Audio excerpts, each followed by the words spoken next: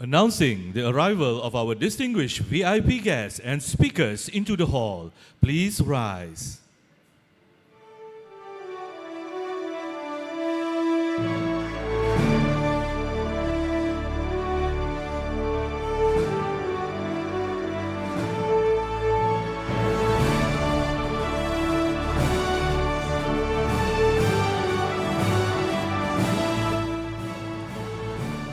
Ladies and gentlemen, we shall now play our national anthem Negaraku. Please remain standing.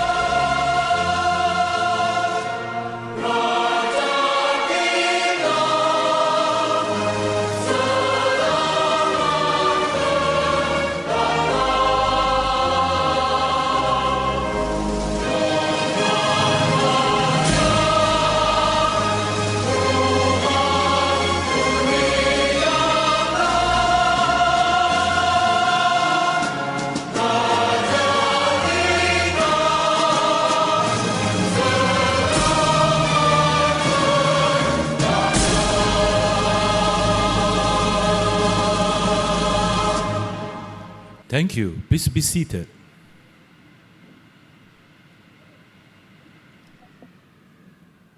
Assalamualaikum warahmatullahi wabarakatuh, and very good morning, everyone. It's so wonderful to see such a vibrant crowd here today. To all distinguished guests, presenters, and participants. And to those joining us virtually, we feel your presence too. Let's make this a wonderful day together. I am Shakila. And I am Shamir.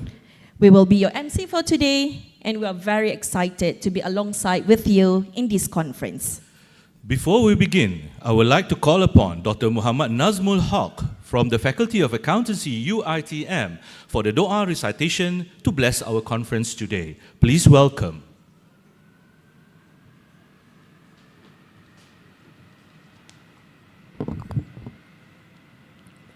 أعوذ بالله من الشيطان الرجيم بسم الله الرحمن الرحيم الحمد لله رب العالمين حمدا يوافي نعمه ويكافئ مزيدا يا ربنا لك الحمد ولك الشكر كما ينبغي لجلال وجهك وعظيم سلطانك اللهم اجعل جمعنا هذا جمعا مرحوما وتفرقنا من بعده تفرقا معصوما ولا تجعل اللهم فينا ولا معنا ولا من يتبعنا شقيا ولا مطرودا ولا محروما يا لطيف يا رحمن please grant us your tawfiq and hidayah.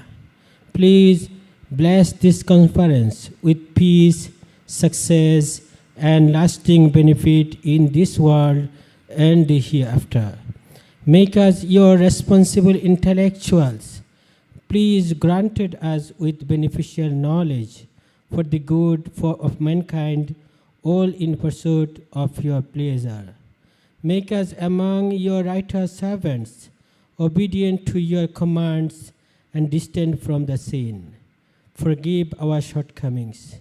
Ya Munzil al-Barakat, bestow peace upon Malaysia. Protect us from all harm and disaster, whether man-made or natural disaster. Please grant our nation with security, prosperity, and steadfastness in facing your test. Accept our efforts and reward us accordingly. Allahumma ghfir lana dhunubana ولإخواننا الذين سبقونا بالإيمان ولا تجعل في قلوبنا غلا للذين آمنوا ربنا إنك رؤوف رحيم ربنا آتنا في الدنيا حسنة وفي الآخرة حسنة وقنا عذاب النار ربنا تقبل منا إنك أنت السميع العليم وتب علينا إنك أنت التواب الرحيم صلى الله تعالى على خير خلقه محمد وعلى آله وصحبه أجمعين والحمد لله رب العالمين آمين. Amin, Amin, Ya Rabbal Alameen. Thank you, Dr. Nazmul. May our recitation and dua brings blessing and peace from Allah for our conference. Honorable guests, delegates, and participants. On behalf of the organizing committee, we would like to welcome all of you to the 10th International Conference on Governance and Accountability, ICGA 2025. This year's conference, with a special theme, Transformative Governance for Resilience and Sustainable Future. It is our greatest honor and privilege to welcome Yang Berbahagia, Professor Dato Technologies Dr. Shahrin bin Shahibuddin, Vice Chancellor, University Technology Mara, Yang Berusaha, Professor Dr. Noli Ali, Dean Faculty of Accountancy, University Technology Mara, Selangor, Adjunct Professor Yang Berbahagia Datuk Nur Yati Ahmad, Accountant General of Malaysia, Yang Berusaha, Professor Dr. John Dumay, Professor of Accounting and Finance, Macquarie University, Australia, Yang Berbahagia Datuk Dr. Lukman Ibrahim, Group Executive Director, Zaidal Group, Yang Berusaha, Professor Dr. Haslinda Yusof, Assistant Vice Chancellor, Institute of Quality and Knowledge Advancement, INCA, University Technology Mara, Yang Berusaha, Professor Dr. Hajah Zuraida Ibrahim, Dean, Institute of Postgraduate Studies, IPSIS, University Technology Mara, Faculty Top Management, faculty members, professors, academicians, distinguished collaborators, delegates, participants from various universities and industries, sponsors, and all our conference participants. We are really honored to have all of you at this conference. For this year, we are gathered here in this wonderful venue for a special hybrid event, conducting live and virtual concurrently. And it is our greatest honor that all of you are able to join us today. For your information, we are also currently streaming live via Google Meet and YouTube. This hybrid conference is organized and hosted by Sustainability and Governance and ACUITM, Center of Taxology's Talent Clusters, under Faculty of Accountancy UITM, Puncak Alam Branch, Selangor, together in collaboration with Durban University of Technology, South Africa, University of Seville, Spain, Universitas Singapura Bangsa, Karawang, Indonesia, Indonesian Journal of Economy and Business, our platinum sponsors, Celcom Timor Sabah, and Salihin, Chartered Accountant. Our silver sponsor, Association of Chartered Certified Accountant, ACCA, Muhammad Hafiz & Co., Saniza & Co., Kumpulan Semester Sendirian Berhad, Nazim & Co., and our supporting sponsors, MICPA and Cannes, CPA Australia, PricewaterhouseCoopers, PwC, Halim Halal & Co. For this year's conference, ICGA 2025 will feature prominent national and international speakers from the industry and academia who will share their expertise and knowledge on issues pertinent to the conference theme and involves transformative governance for resilience and sustainability.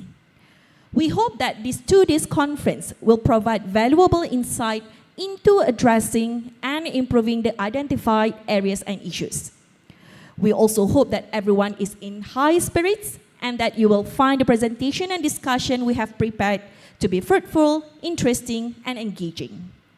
Ladies and gentlemen, to kick off this morning conference, let's turn our attention to the screen and watch the video message from our respected Yang Berbahagia, Professor Datuk Technologist Dr. Shahrin bin Shahibuddin, Vice Chancellor, University Technology Mara, Malaysia, to present his welcoming remarks and officiating the conference.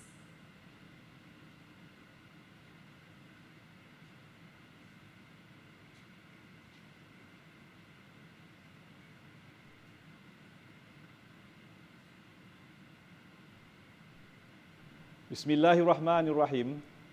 Esteemed guests, Datuk Nur Yati Ahmad, Accountant General of Malaysia, Adjunct Professor of University Technology Mara, Professor Dr. Johannes John Dumay, Professor of Accounting and Finance, Macquarie University, Australia, Datuk Dr. Lukman Ibrahim, Group Executive Director, Zayadal Group, Professor Dr. Noli Ali, Dean of the Faculty of Accounting, University Technology Mara UiTM, participants, ladies and gentlemen.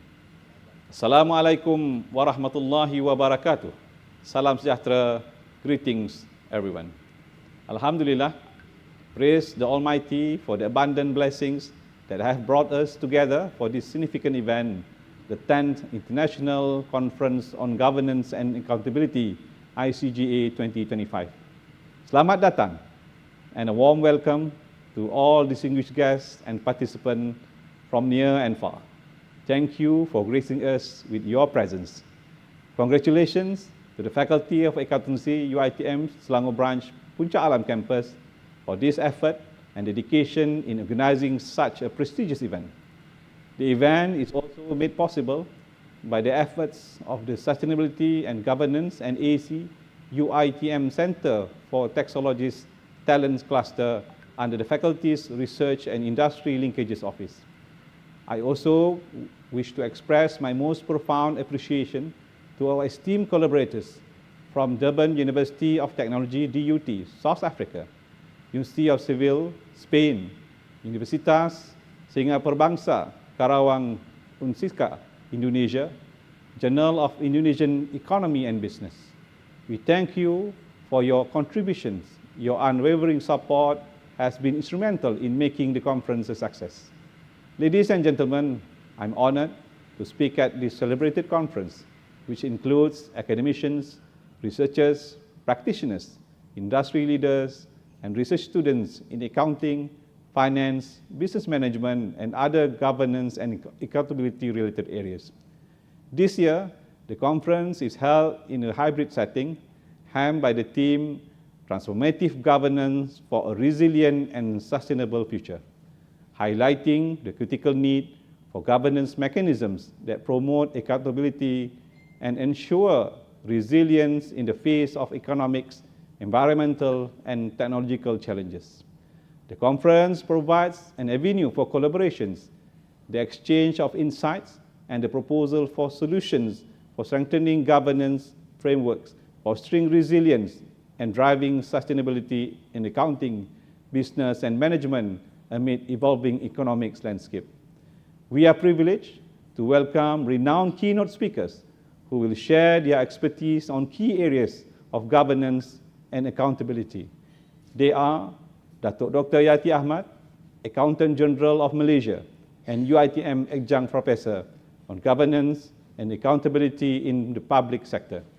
Professor Dr. John Dumay from Macquarie University, Australia, who will deliver insights on building resilience in changing supply chains, evidence from the cocoa industry.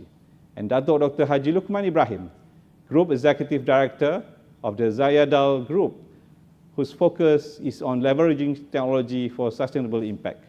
And of course, ICGA 2025 also feature parallel research session covering topics tailored to the event's objective and contemporary issues. Ladies and gentlemen, Malaysia has taken decisive steps towards sustainable development through the 12th Malaysia Plan for 2021 to 2025 and the National Energy Transition Roadmap and ETR, which outline strategies to achieve carbon neutrality by 2050. This initiative emphasized the need for a robust government structure to ensure economic stability while advancing environmental sustainability. However, recent corporate governance challenges underscore the urgent need to enhance transparency, ethical leadership, and digital governance to maintain public and investors' confidence. Addressing these issues require a comprehensive approach that strengthens governance across environmental, social, and economic dimension. As part of its commitment to 2030 Agenda for Sustainable Development, Malaysia continues to integrate sustainability principles into its governance and policy framework. The NETR further defines Malaysia's transition towards a sustainable and inclusive energy system, reinforcing the significance of today's discussion in shaping a more accountable and resilient governance ecosystem. Ladies and gentlemen, accountability and transparency are key pillars of effective governance. They drive policy efficiency, strengthen public trust, and promote long-term economic and environmental progress. In tandem, UiTM remains steadfast in its commitment to advancing global sustainability objectives through research, collaboration, and policy innovation. Impactful gathering to foster knowledge exchange, such as ICGA2025, are therefore much needed to drive governance advancement and, in the course of this pursuit, contribute to UiTM's goal of becoming a globally renowned university. Recognizing our capacity to shape the future meaningfully, I hope you have a productive and insightful conference, and may the knowledge exchange here serve as a catalyst for positive transformation. Without further ado, with the secret of Bismillahirrahmanirrahim, I officiate and declare the 10th International Conference on Governance and Accountability 2025 open. Thank you. Wabillahi taufiq wal hidayah. Assalamualaikum warahmatullahi wabarakatuh. Thank you, Yang Berbahagia Professor Datuk Technologies Dr. Shahrin bin Shahibuddin for the welcoming remarks and officiating the conference. Ladies and gentlemen, moving to the next agenda, let us give a warm welcome to Yang Berusaha, Professor Dr. Noli Ali, Dean Faculty of Accountancy, University Technology Mara Selangor, to give her opening remarks. Please welcome.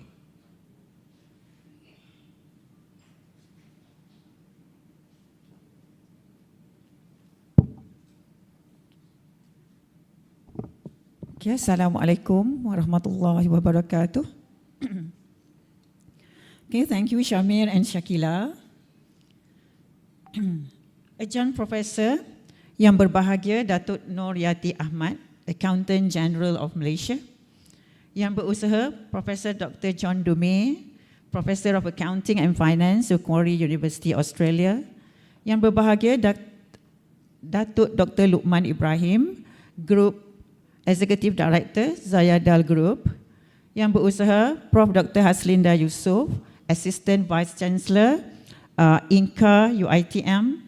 Yang Berusaha Professor Dr. Hajah Zuraida Ibrahim, Dean Institute of Postgraduate Studies, University Technology, Mara. Participants, researchers, and sponsors. Okay, welcome. Alhamdulillah. Okay, I am honored to welcome all of you here to ICGA 2025. Okay, this milestone reflects a decade of dedication. So we've organized this conference once in every 2 years. So it is actually a place, okay, a place where dedication to advance thought leadership in governance, accountability, as well as academic excellence. So this year, okay, UiTM is proud to host this hybrid conference once again. So the theme, Transformative Governance for Resilient and Sustainable Futures, challenges us to think beyond the traditional boundaries of governance. It calls for systematic shifts where public institutions, private sectors, as well as civil society work together to tackle global challenge. So at ICGA 2025, we encourage research that explore how governance can integrate transformative elements like digital ethics that we are facing today, okay, climate responsibility, as well as leadership, okay, inclusive leadership. So all of that actually in line with UiTM vision of impactful scholarship and global relevance.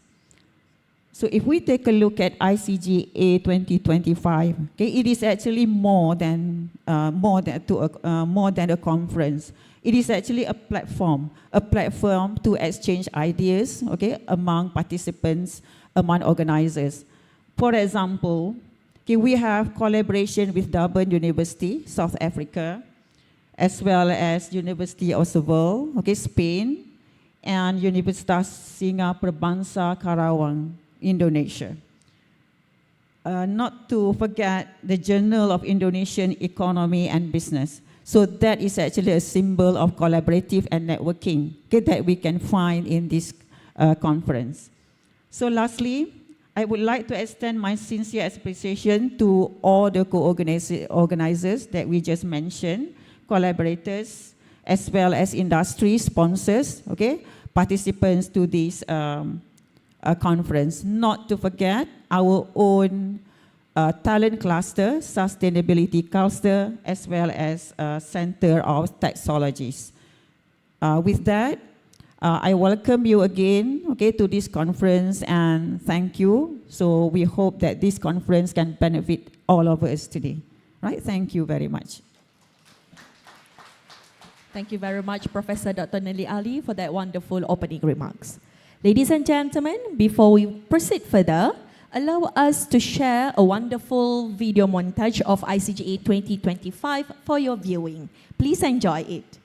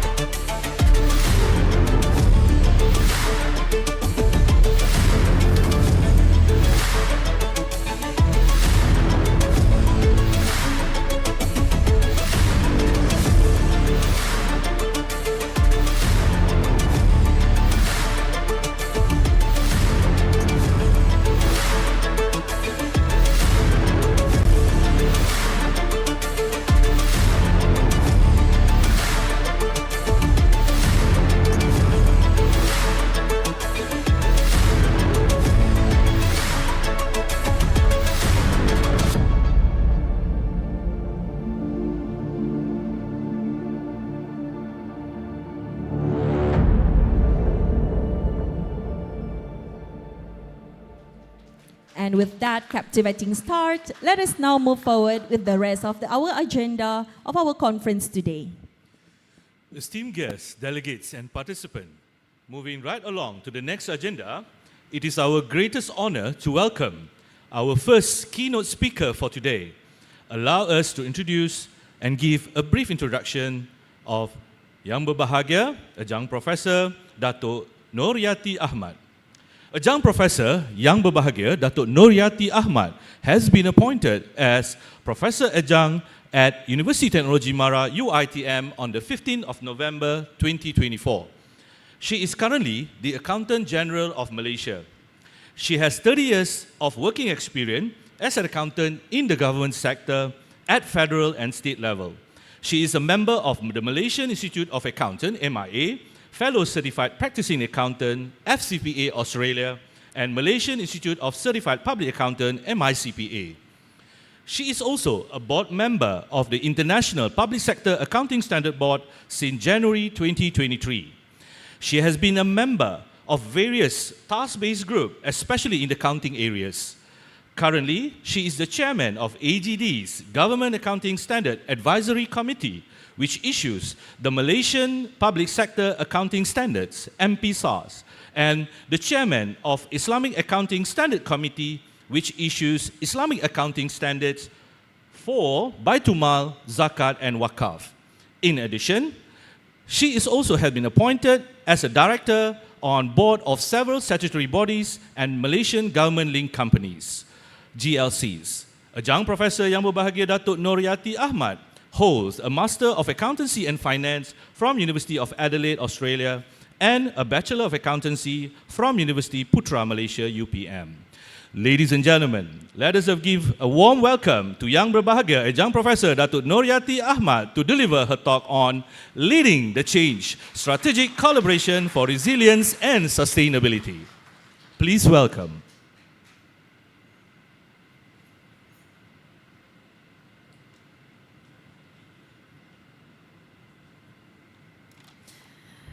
Assalamualaikum, salam sejahtera, salam Malaysia Madani, and a very good morning to Yang Berbahagia Professor Dato' Technologist Dr. Sharin bin Shahib, Vice Chancellor University Technology Mara, Yang Berusaha Professor Dr. Nurli Ali, Dean Faculty of Accountancy, University Technology Mara, Selangor, Professor Dr. John Dumay, Macquarie University, Australia, Yang Berbahagia Dr. Lukman Ibrahim, Group Executive Director, and Yang Berusaha Professor Dr. Haslinda Yusof, Assistant Vice Chancellor, Institute of Quality and Knowledge Advancement, University Technology Mara, Yang Berusaha Professor Dr. Hajah Zuraida Ibrahim, Dean Institute of Postgraduate Studies, IPSIS, University Technology Mara, and distinguished guests, esteemed colleagues, ladies and gentlemen.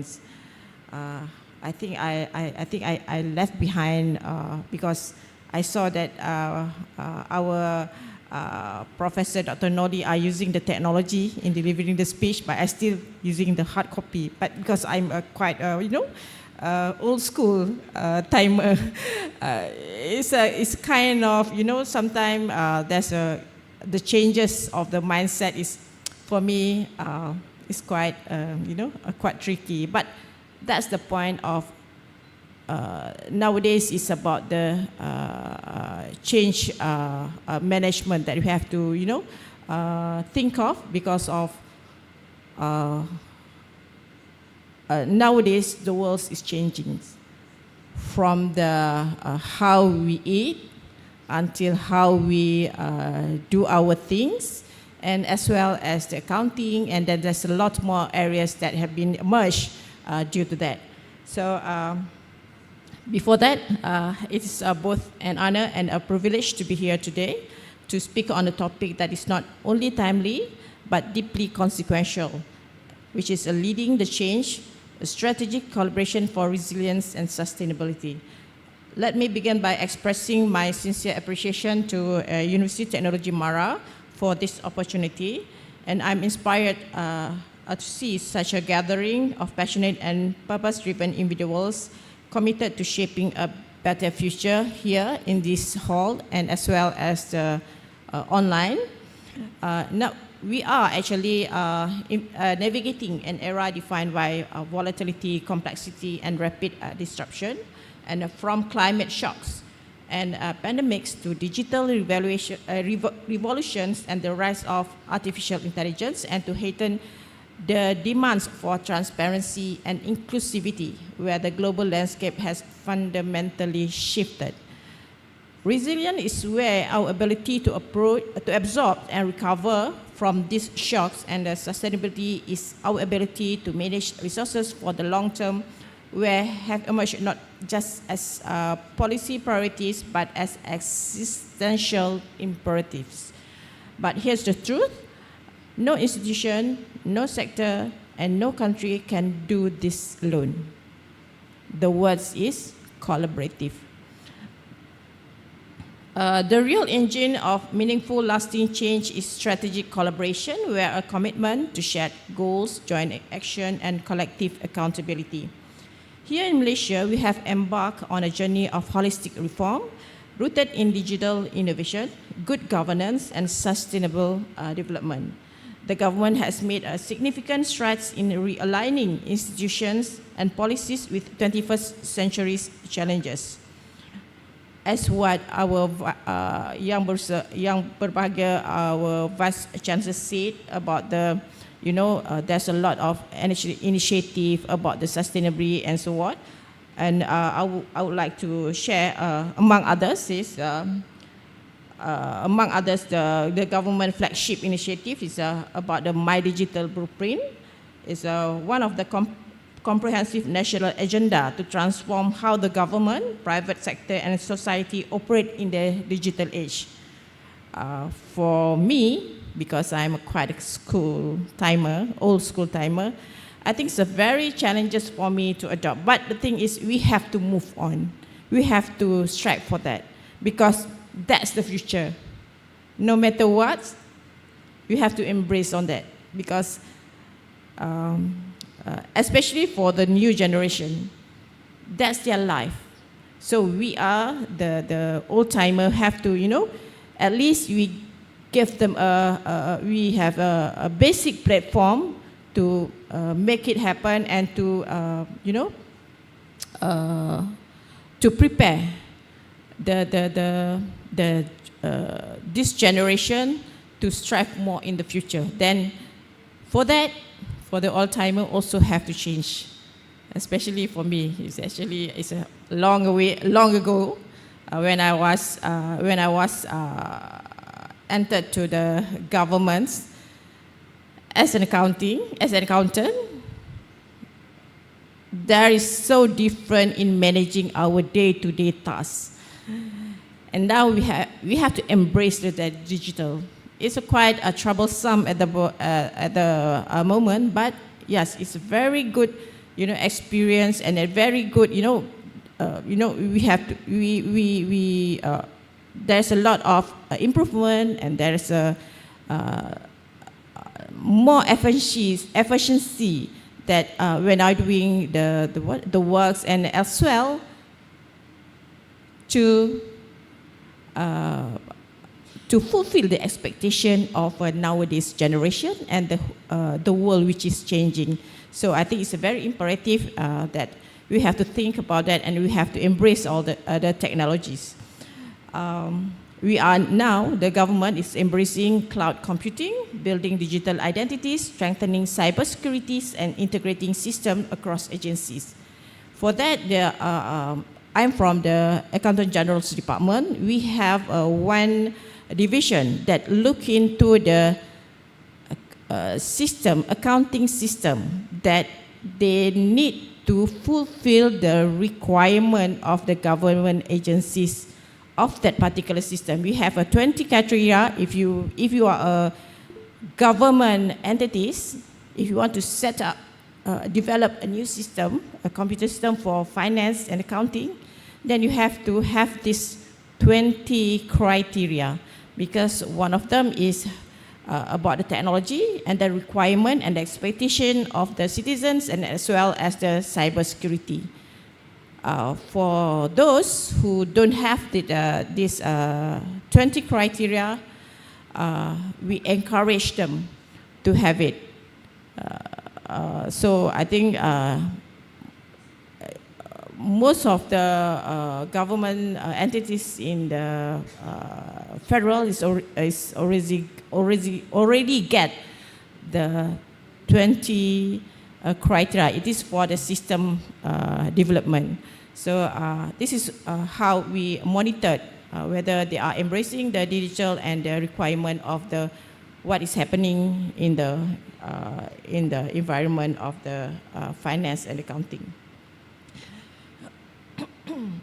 Besides that, the government also have the public sector digitalization plan, which is focused on shifting service delivery from reactive to proactive, from manual to automated, and from fragmented to integrated, always with the citizen in mind. So we are also investing in robust integrated IT systems such as IGF for government financial management and real-time monitoring, e-perolehan to enhance procurement transparency and efficiency, MyGov for aligning our digital infrastructure under one enterprise architect. Together, this system from the digital backbone of a more agile, responsive, and accountable public sector. However, technology alone does not guarantee progress for system to work. We must also dismantle the bureaucratic issues that slows us down.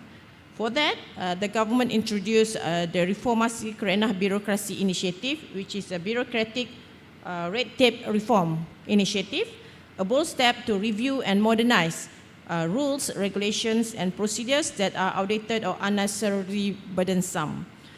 RKB is a short form for Reformasi Kerana Birokrasi and or bureaucratic red tape reform, emphasis on clarity and transparency, justification for every regulation, continuous consultation with stakeholders, reducing duplication or complexity in administrative processes, and eliminating red tape and embracing regulatory agility. We are not only improve public service delivery, but we also stimulate economic activity, boost investor confidence, and most importantly, restore trust in government. This reform is ongoing process, and it is it reflects our long-term commitment to governance that serves, not stifles. In parallel with digital and bureaucratic reforms, we are also pursuing strategic reforms across multiple fronts to support integrity, environmental responsibility, and inclusive development. Through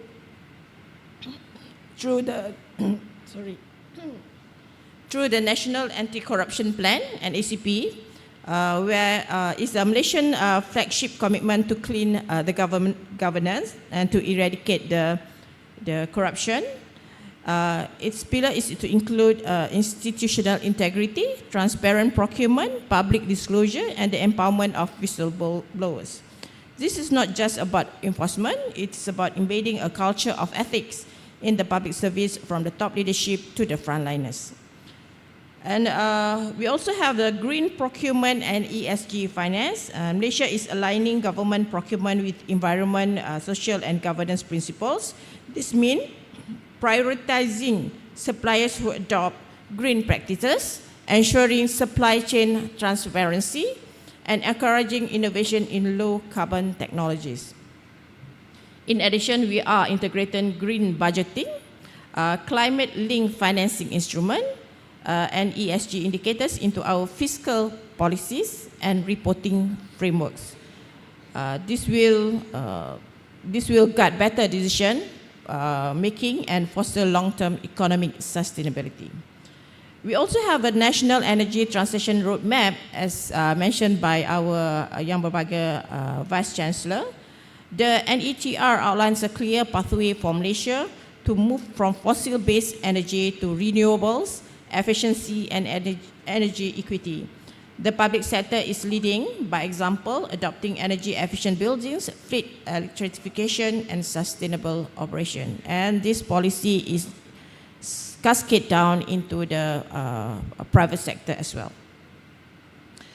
And we also have the Sustainable Development Goals roadmap. Malaysia has localized the 17 SDGs within national development plans with measurable targets related to poverty eradication, gender equality, quality education, climate action, and institutional justice. Yang bagi Datuk, Yang Berusaha Doctor, distinguished guests, esteemed colleagues, ladies and gentlemen. All these reforms have one thing in common. They cannot succeed in isolation. The word then is collaboration and cooperation between entities and environment. So we need a strategic collaboration across government levels to ensure coherence between federal, state, and local initiatives with the private sector, which drives innovation, investment, and job creation, with civil society and academia, who brings knowledge, scrutiny, and alternative perspectives, with international and regional bodies to harmonize standards, exchange best practices, and pool resources. Whether it's ESG, digital transformation, or regulatory reform, our success depends on shared ownership and joint responsibility. And of course, the technology as well. And the most important is about the people. The core is the people. You can have the best policy, you can have the best technology, but if the people is not aligned with that, all the initiative, then I think it's quite hard to make it happen. So I think we have, invest in modal insan or human capital. And lastly, let us not forget the trust. Trust is built not by words, but by consistent action and meaningful inclusion, where, again, I said it is about the people. Systems and reforms are only as effective as the people who lead, manage, and implement them. I think for our nation, we always heard the policy is very beautiful and kind of logic or something, but the thing is about the implementation. So all the people, the human capital that we have in heart, should be in heart on, put the policy in place and make it happen. It's not about the procedure, it's about the objective. This is why Malaysia is investing in capacity building for our public servants through agencies like INTAN, which is a Public Institute of Public Administration, our Public Service Department, and in terms of finance and accounting, we have a National Accounting Initiative under AGD. We are reskilling our workforce in data governance and digital delivery, crisis and change management, ESG reporting and policy integration, ethical leadership and adaptive governance,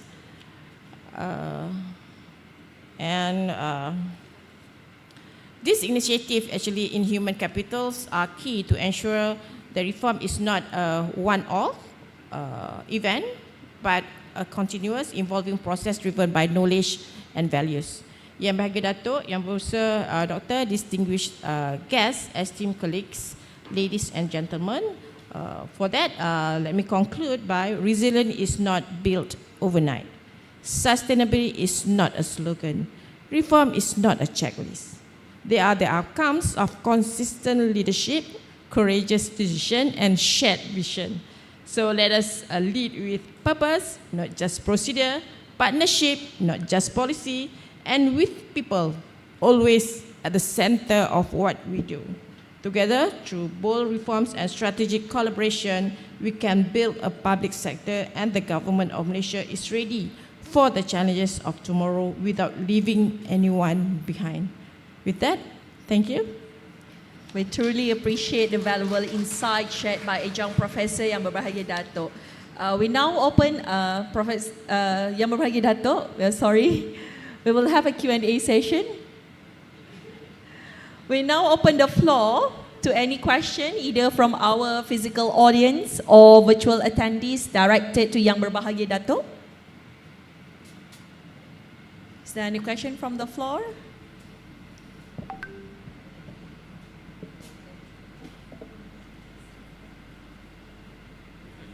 If no, I think I do have one question. All right. The both of us have one question.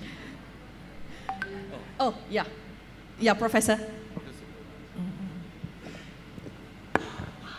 I just wondered what your position is on the new IFRS S1 and S2 accounting standards and what you plan to do about that. Okay, for IFRS 1 and 2, actually, we are kind of adopting voluntarily for the private sector, and for our public entities, just a company, listed company or something else, they have besides the IFRS 1 and 2, we, under Securities Commission, they also have developed a kind of guide. Actually, principally from IFRS 1 and 2 to be adopted by that particular company, listed company. But more or less, it's still not, I think, okay. It's not a kind of mandatory yet, but it's just on voluntarily. But they are encouraging that particular company to adopt and make a report on the sustainability as well. And for the public sector, actually, we are adopting under the IPSAS board, adopting the IFRS 1 and 2, but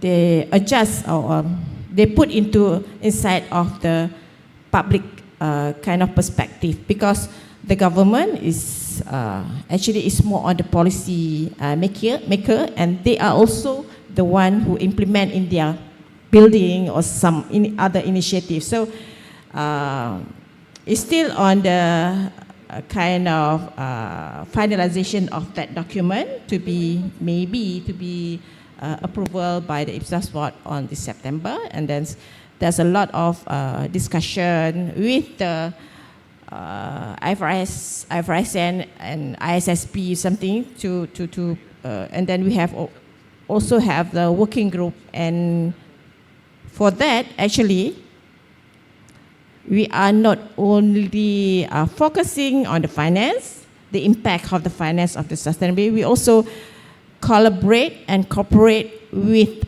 other expertise, just environment expertise or the scientists or whatever which can contribute to make it happen and is doable by the entities. So that's the latest, and then and I am from the AGD's perspective. We are also doing the research and as well as doing a survey on how we implement this on the government's level, because we have 27 ministries, and there's some ministries who are focusing on environment, and the others and other environments, other ministry is focusing on some sort of energy or something. So how we can combine all this input into one single storytelling or one single document. I think it's quite troublesome.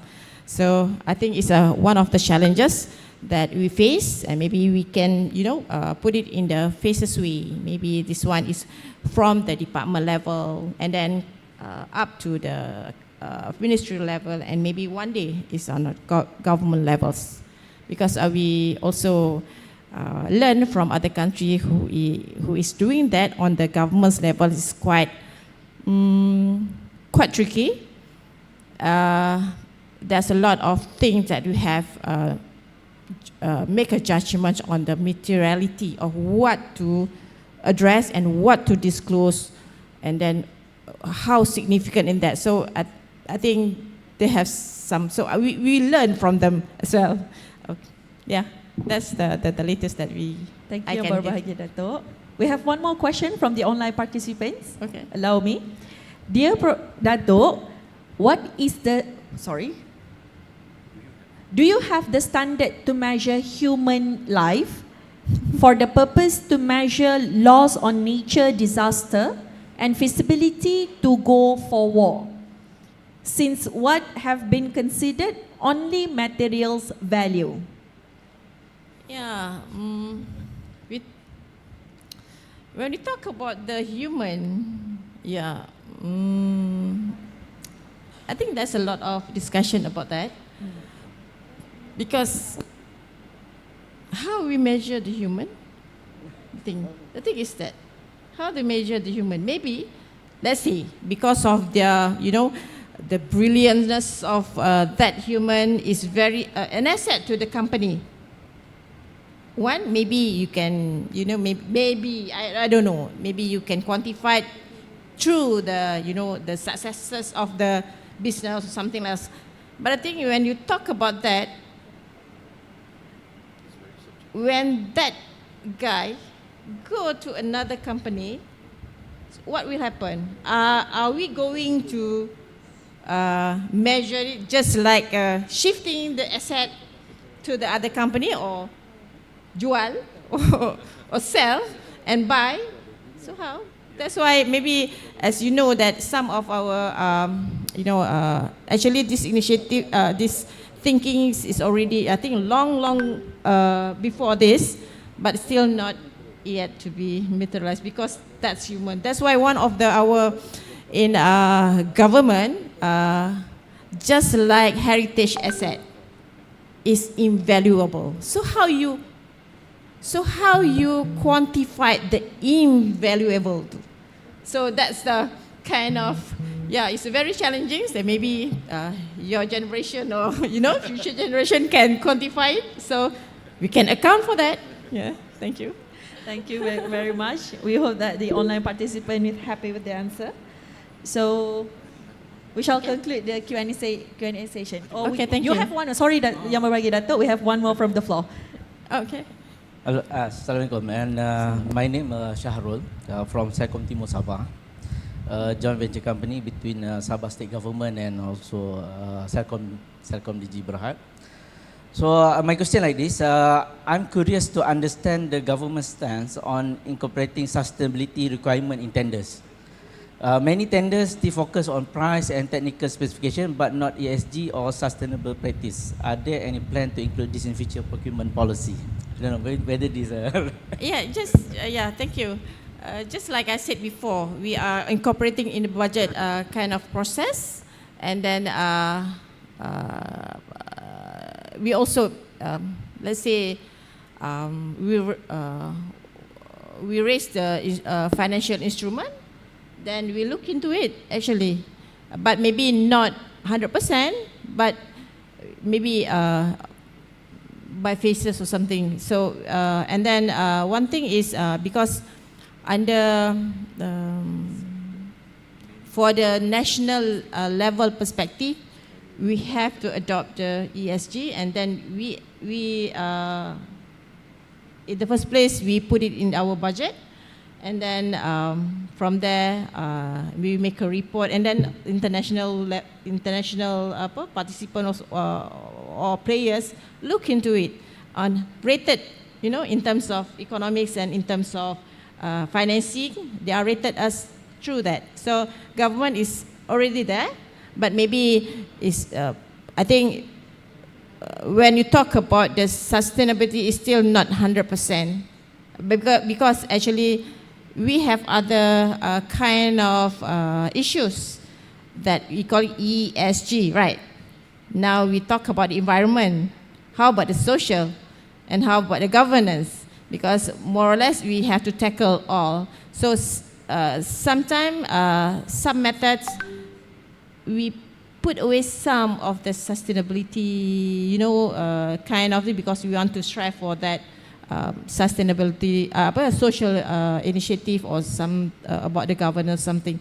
But yes, but it's through the suku, through the initiative, there's a lot government have put into the Kementerian budget.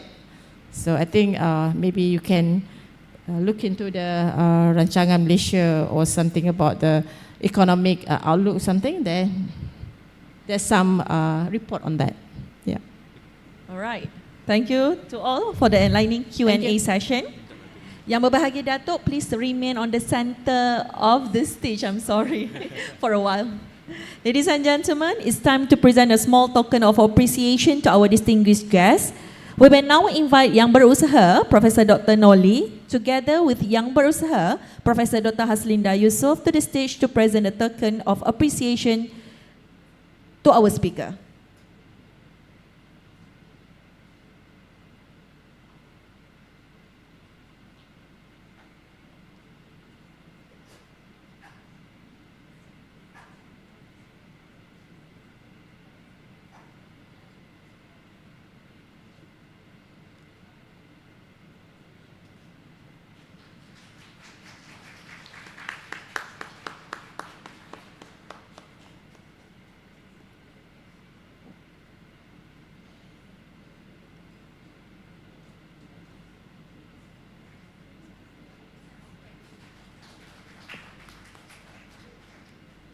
Thank you, thank you. Thank you very much Yang berbahagia Datuk, Professor Dr. Noli and Professor Dr. Haslinda.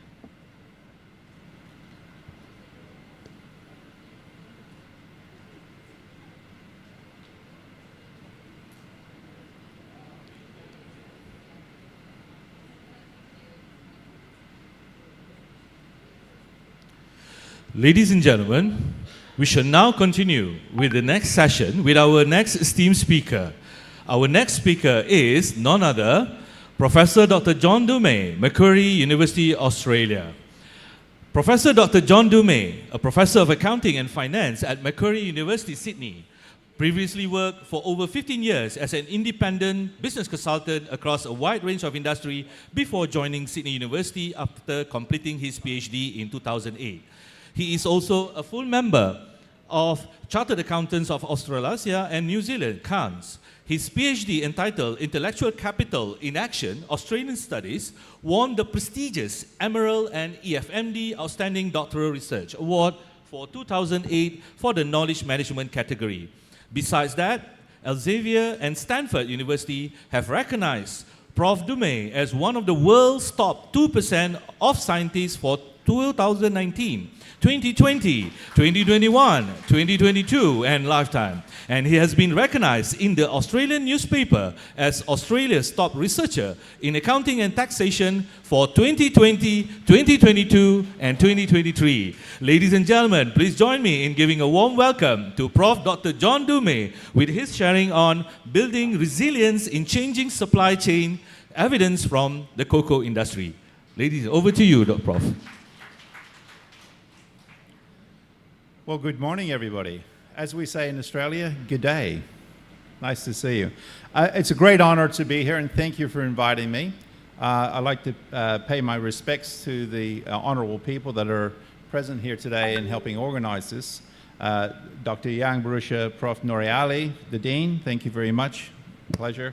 Adjunct Professor Yang Dr. Yati Ahmad, thank you very much for your kind talk. It was very informative. I have something to say about that, which is really interesting.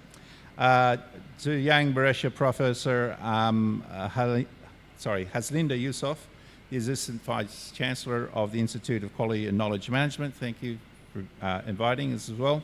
And of course to Dr. Haji Zurida Ibrahim, the Dean of the Institute of Postgraduate Studies here at Technology Mara. Well, one of the things I'd really like to kind of comment on the previous keynote speaker was my, oh, sorry, I have my notes there. Sorry. Thank you very much. You gave us some very good insights about policy. And you said nothing like a good policy unless we can actually implement it and put it into practice. And that's really one of my core skills as a researcher is the ability to take policy and or ideology and put it into practice. I'm a practitioner. As you might have heard in the introduction, I spent 15 years as a business consultant before I became a professor, before I even started my PhD. And that has been foundational in what I do. The other thing is I'm also an engineer. So my first qualification is engineering. And the first thing they tell us about being an engineer, you want to understand something, you have to first pull it apart and put it back together in order to understand how it works. And that's one of the things that I do. I also am a bit of a last-minute sort of a person, too. So I was actually at breakfast this morning putting the finishing touches to my slides. So if the last few aren't really nicely formatted, you know why.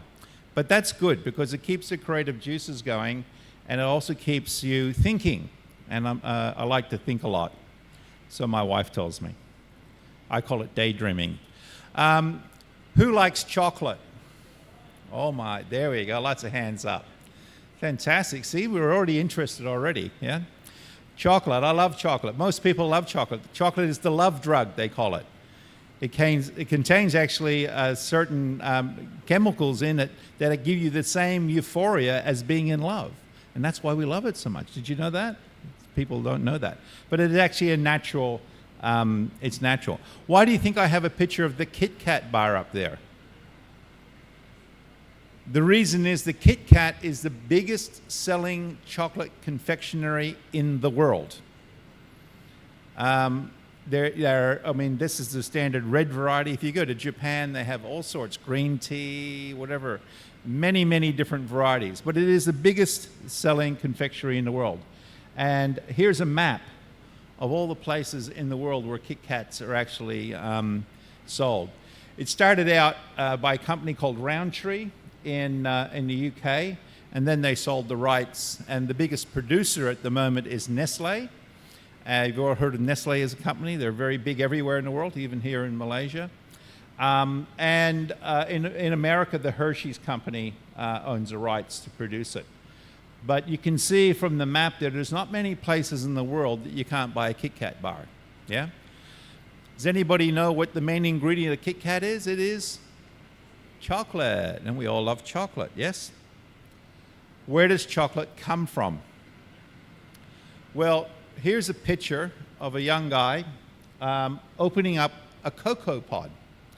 And a cocoa pod grows on a tree, originally from South America, but all over the world. This young man is actually in Côte d'Ivoire, or Ivory Coast, in Africa, which grows about 40% or more of the cocoa in the world.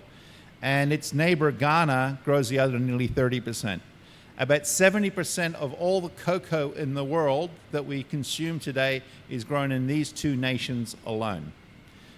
Lots of other countries, and we'll get into in a minute, Brazil, Venezuela, and so forth, also grow cocoa, but nowhere near as much as these two countries. In Côte d'Ivoire, it is called the brown gold. It is a backbone of their economy, okay? And it's really important. And as you can see by this picture, it doesn't look very much like chocolate, does it? Why? Because a cocoa bean is in the pod. They have to open it up, and you can see it's white because that's a white sticky pulp called a placenta. And what they do is they take it out of the pods and they put it onto banana leaves, and they let it ferment for 4 or 5 days on the floor of the forest. And it then starts turning into the chocolate we love through the fermentation process and the enzymes that are actually in the cocoa pods. And then what they do is they take those cocoa pods and they dry them. My research on cocoa was actually inspired by a newspaper article in the Sydney Morning Herald, which is a local newspaper that I read on a regular basis. And it was, and I remember the day very specifically, it was International Women's Day in 2016, so 10 years ago. And here the editor wrote a story about how Nestle as a company was helping poor women cocoa farmers have a better life. Sounds good, doesn't it? However, at the bottom of that, it said the writer of this story traveled to the Ivory Coast at the behest of Nestle.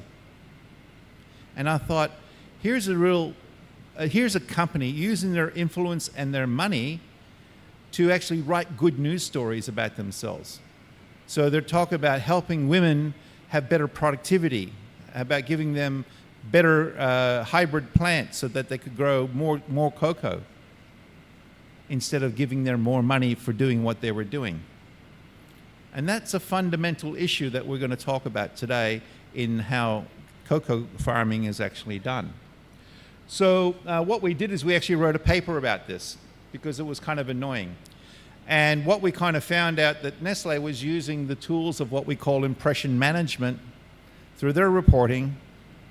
So when we talk about corporate reporting, we often have a bit of greenwashing going on, and no corporation is actually going to put in a report the whole truth and nothing but the truth. Yes? Because the legal department won't let it, yeah, number one. And the PR people won't let it, and the advertising people won't let it. So it's kind of a sanitized version of what's going on. This is the thing about corporate reporting. So we actually wrote a paper about how Nestle was managing this problem. Here's a picture of somebody working on a cocoa farm drying cocoa. How old do you think this boy is? 9, 10, 11 years old? Well, this is a problem that we have in cocoa farming. And not just in cocoa farming, I'm picking on cocoa farming because it's my research area, but we have this in a lot of the agricultural commodities that are being grown in the world today. Coffee, sugar, cotton, you name it, lots of problems, right? Child labor and even some forced labor, right? And that's what Nestle was doing in their articles. They were actually hiding the fact that this was actually going on. The most recent estimate is that between 1.8 and 2.3 million children working on the cocoa farms. The reality is that that young boy is most likely the child of one of the farmers. Okay?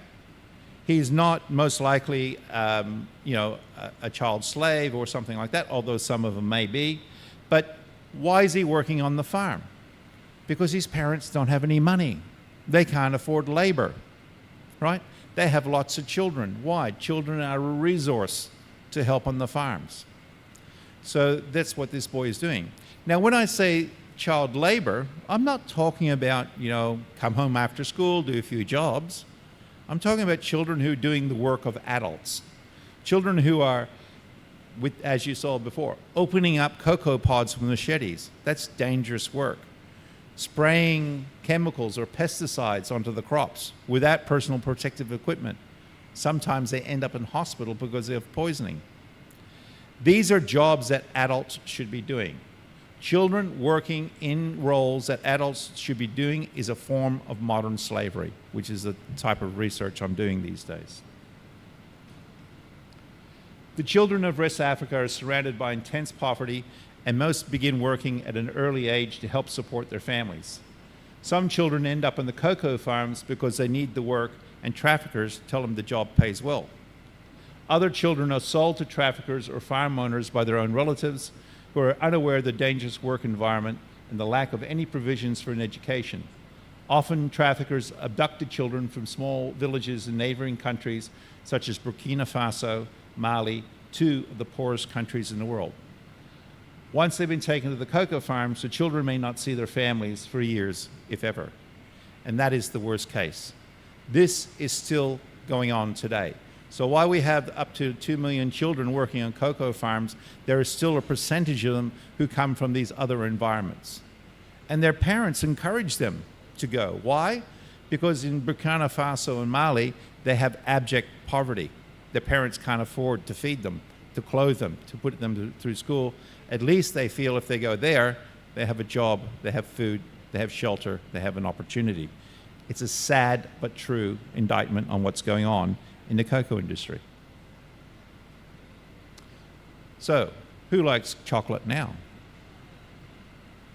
Let's think. We've all seen these, haven't we? United Nations Sustainable Development Goals. Fantastic. A real great accolade to United Nations to be able to put this together so that we can actually have something to work towards. We're supposed to do this by when? 2030.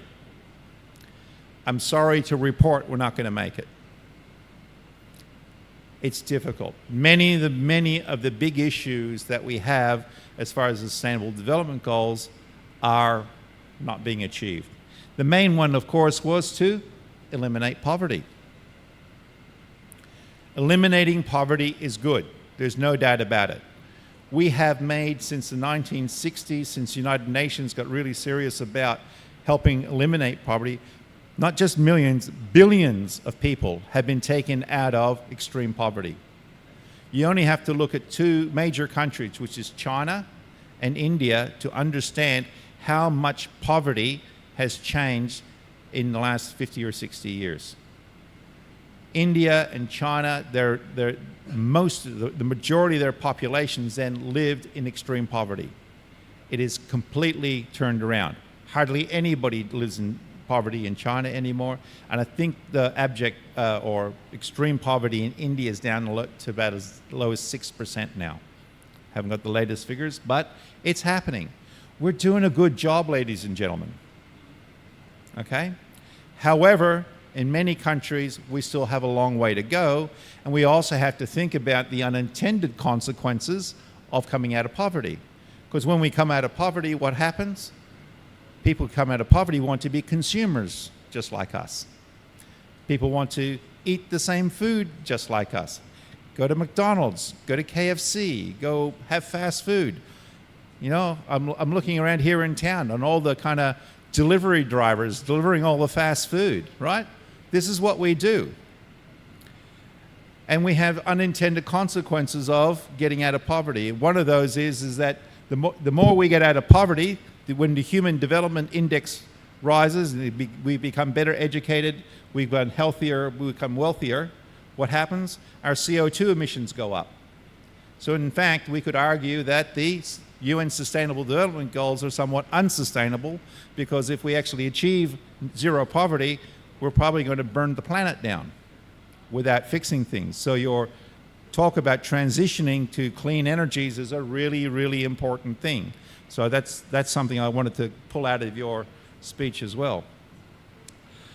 So if eliminating poverty was really an easy thing, and we all knew the answer, we would have solved that problem by now. But we haven't, have we? And why is that? Well, we say that eliminating poverty is what we call a wicked problem. And the wicked problems are the kind of problems that have no end, no stopping. How can we ever say that we are sustainable? At what point do we just draw the line and go, yesterday we were unsustainable, and today we are sustainable? How can we say that? How can we say that if we make people richer, that they come out of poverty? How can we say that somebody isn't living in poverty?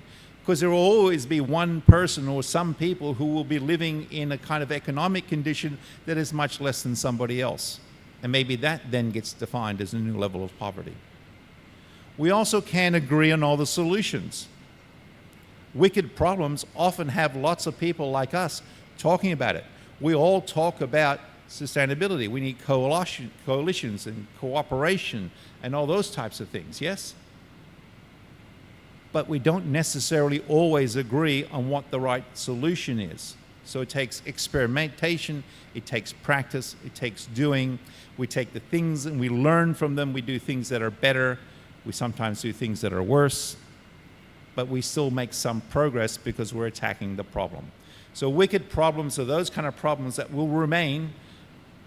They never will go away. We'll talk about it, but we want to at least reduce their impact on society and people and the environment. And as an accountant, we can actually help fix these things or help sort some of these things out. So here's my project. It's called the Chocolate Scorecard. And I know everyone's got their phones. You can actually Google this if you want right now. You can just Google the Chocolate Scorecard, and you can actually have access to this, this website that we have. This is the 6th year that we've done this project, and what we're doing is a sustainability assessment of the sustainability performance of all of the major companies in the cocoa supply chain. So we cover about 85–90% of all the cocoa produced in the world. That's a pretty big project, and it's not just me, okay? I'm the academic lead. I'm one part of a team of about 30 people working on this project, okay?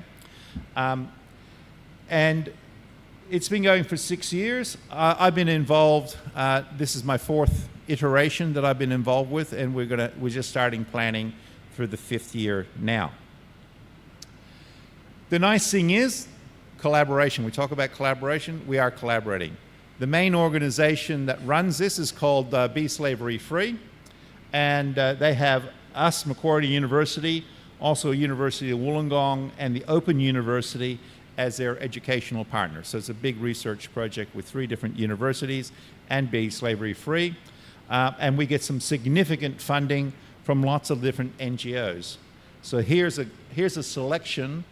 So you want to talk about collaboration. We're collaborating with all of these organizations in some degree in producing and disseminating the scorecard. In fact, we estimated once that we did a measurement when the scorecard was released 2 years ago. It went onto over 1 billion computer screens potential. So for example, it got picked up by Microsoft News. So you know when you get Microsoft and you got all the news on the left-hand side? It was on Microsoft News. That reaches over 550 million people potentially, just that one outlet. That's how many people that news outlet had. Yahoo, we've been on Time Magazine, we've been all sorts of different places. So we're getting dissemination, we're getting traction. And the companies are paying attention to us. The chocolate scorecard is a really, really super important part of their ecosystem. And in fact, we just published a paper in at AAAJ Accounting, Auditing and Accountability Journal just about how us as academic researchers can use sustainability accounting to make a difference in the world. Very interesting. So what do? We measure them on their performance. So we give them a score. So green is for leading in policy and practice. Yellow is for progressing. The orange is for needs improvement. We never say fail. And the red is trailing. In other words, you've got to pick up your game a little bit. Now, the most important thing to remember here, ladies and gentlemen, even though we give these scores to the company, every single company who we give a score to participates freely. They might not get such a great score or comparison to their peers, but they have done so willingly. So we're not in what we call the name and shame game. We're in the name and fame game. This is something to remember, because often what we see when we see people criticizing companies, we want to shame them into action. It's like yelling at your kids. They go, "Don't yell at me, Mum." Yeah? It's like helping your kids do their homework and you learn together. Yeah? That's more of what we're trying to do. Here's the scorecard. We measure on 6 different areas. Traceability and transparency is important because we want to know where the cocoa comes from. We measure on living income, so if they have enough money, they can do other things. We measure on child labor. We measure on deforestation, climate change, and use of pesticides. So we're measuring on different areas which are really important sustainability issues in the cocoa supply chain. And you can see here, there's not many companies that are actually here, this is the living income, that are paying what we call a living income. So if you don't have a living income, how are you actually going to hire the people that you need to work on your farm? Pay for the chemicals, pay for the technology, pay for fertilizers, all those kinds of things, which is a major problem. And here's why it happens. So this graph on the left-hand side shows you where the money in the supply chain goes. So if you ever want to understand anything, follow the money.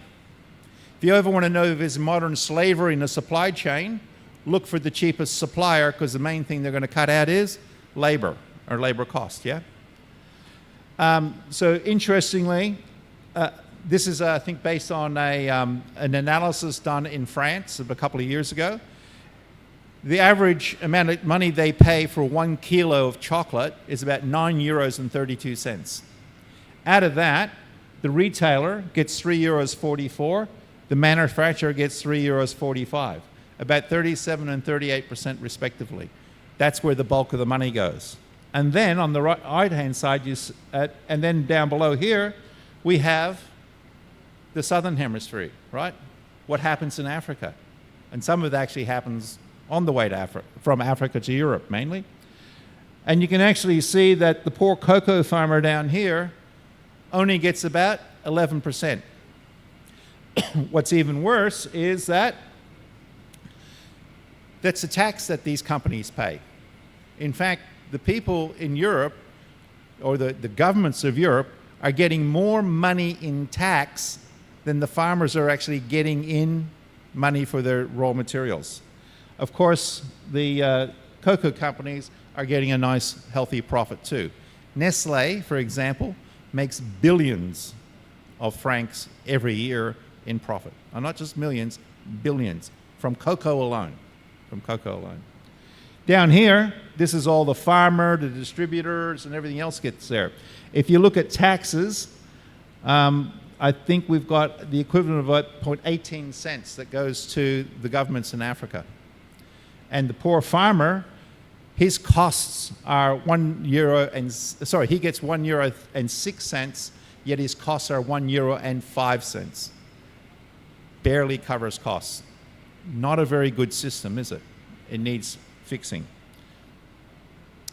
I actually have on the right-hand side there this little bit of a hand with a European Union flag on it.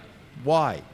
Because the European Union is now imposing policies and practices that are impacting greatly the cocoa supply chain. The EU due diligence legislation, the EU deforestation legislation. I think you've all been somewhat aware because it would be impacting you here in Malaysia as well, yes? In other words, if you chop down any trees since December 2020 to grow cocoa or other agricultural commodities such as palm oil and whatever else, you cannot sell it to Europe because the companies risk a 5% fine of their gross worldwide turnover. Companies in Europe do not want to risk 5% of their turnover, so all of a sudden, if you don't have the heritage necessary to bring that into Europe, it's an unsaleable product that has to be sold somewhere else in the world. So this is also a product of westernization, or what I call corporate colonialism. It's not exactly colonialism, but it's actually a form of colonialism upon the people who actually work in this industry. Has anybody seen that? I saw it on the plane on the way over. I came on Air Asia, and you could actually buy Tony's Chocolonely on Air Asia. Now, Tony's is a different business. Has anybody tried Tony's Chocolonely? It's delicious, let me tell you. It's fantastic. I don't have any shares in the company, okay? I'm not selling it. I'm just saying these are one of the good guys. So these are one of the good guys in the cocoa industry. Please buy from them because it is, it's delicious, but it's more expensive. I was in my hotel. I could see a big block of Cadbury's dairy milk. The Tony's is probably going to cost you at least twice, maybe more. What's the difference? Tony's can assure you that it's slave-free. They do admit there is some child labor in their supply chain, but they have child labor remediation schemes to prevent that or to help improve the lives of the children. Okay? No cocoa company in the world can say we don't have child labor. It's endemic. And it's really great that Tony's and some of the other companies in our survey are recognizing that there is child labor. Why? Because you can find it, you can fix it. If you hide it, you can't fix it. So we have to bring these issues out so that we can address them, so we can find out what's going on and actually put policies and practices into place to help resolve the issues. If we don't do that and hide it like ostriches with our heads in the sand and pretend it isn't there, it doesn't work. This is why supply chain transparency is the utmost importance. We have to have supply chain transparency. If we don't see it, we can't fix it. Very good. As I said before, Tony's supply chain is completely different, so the model that I showed you on profitability is different for Tony's. They are struggling. Last year alone, they lost 2.9 million euros as a loss. Mainly, they were doing a good thing in building a factory in America, which with the current politics is probably a very good idea, because they don't have to import it anymore. And that was still with a record increase of sales of 33%. Very interesting. So they sold lots and lots and lots more cocoa, but at the end of the day, they're not making as much money. So this is one of the problems that we have. We're trying to address sustainability. We're trying to get companies to change. And guess what? It costs them more money. Yeah? So sustainability and sustainable business models are two things that really need to go hand in hand, because without the economic realities being addressed, we can't really address the sustainable realities. People buy ICE cars. Why? Because they demand them. Why? Because in many jurisdictions, owning an ICE car is still cheaper than owning an EV. And people vote with their wallets. In Australia, people were asked, you have sustainable clothing here, you have clothing that's been made somewhere cheap and we don't know exactly where it came from. Which one are you going to buy? 86% of the people said, I'm going to buy the cheap clothing. Why? Because they're voting with their pocketbooks. Yeah? That's a problem. No, it's not a problem. It's a reality that we have to deal with. So we have to understand the realities in order to deal with the future. I don't know if anybody's seen this. It's called shared value. Those of us from academia would know Michael Porter, famous Five Forces guy, right? It's a great strategist. And he teamed with Mark Kramer, who's a consultant, and they came up with this concept of shared value.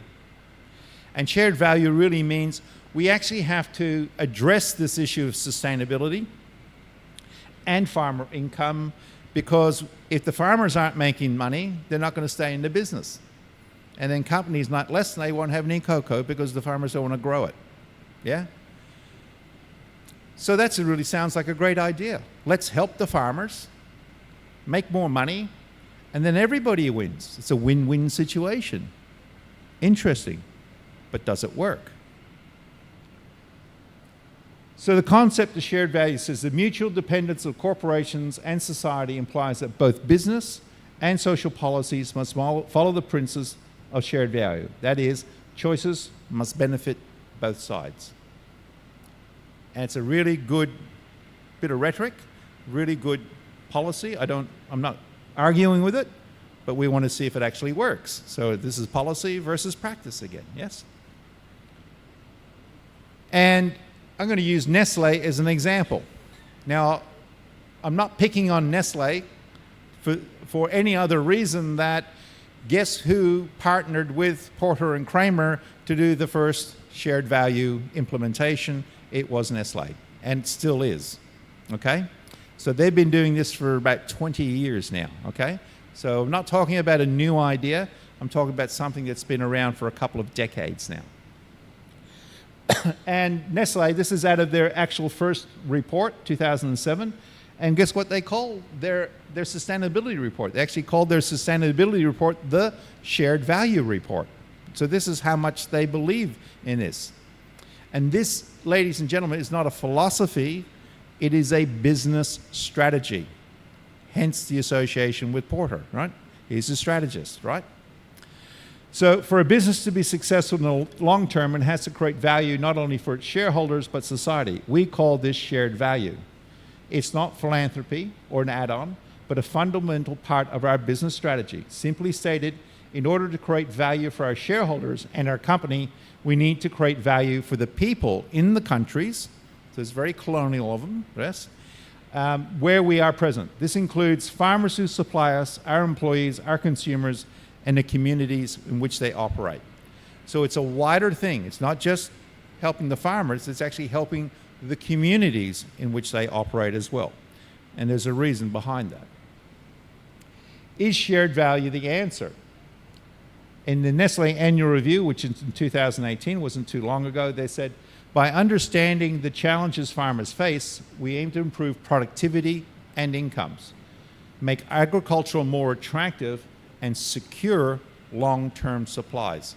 So here's a direct quote from Nestle saying, this is what we're doing. But the last few words are the most important. We need to secure long-term supplies. If we don't secure long-term supplies, we don't have a business, we don't make any money. It's pretty simple. So, shared value is about making a bigger pie than giving you a bigger piece of the pie. Yeah? In other words, we need more cocoa. We need more productivity. If we don't achieve that, then this whole business model fails. We've all seen things like fair trade, Rainforest Alliance, and fair trade is about what? It's about giving farmers a bigger piece of the pie rather than increasing productivity, yeah? And Porter and Kramer are arguing, look, fair trade is an interesting concept, but if we give them a bigger piece of the pie, maybe they're only going to increase their incomes by about 10 or 20%. Porter and Kramer were actually arguing that if we increase the pie, we could actually increase farmer incomes by 300%, which is a bit different than 10 or 20%. If you're abjectly poor and you're living well below the poverty line and not earning a living income, an increase of 10 or 20% might not just cover anything. It might not be big, it generally isn't big enough to bring that person out of poverty or even earn a living income. Here's actually from the Nestle Cocoa Plan 2010, I've highlighted it, 50 to 200% more cocoa. We're going to try to get farmers to grow up to 1,500 kilograms per hectare. When they started this program, they were growing about 600 kilograms per hectare. They're trying to triple agricultural productivity. That would be a miracle. And in fact, in India, they did that. They had the agricultural revolution, or the green revolution, because they had a similar situation. Very, very poor farmers on very small farm holdings, and that system has been eliminated in India. We now have bigger farms, more technology. Entire communities that used to live in abject poverty don't live that way anymore. Completely transformed the agricultural system. They had to because people were dying. We have that situation still in Africa.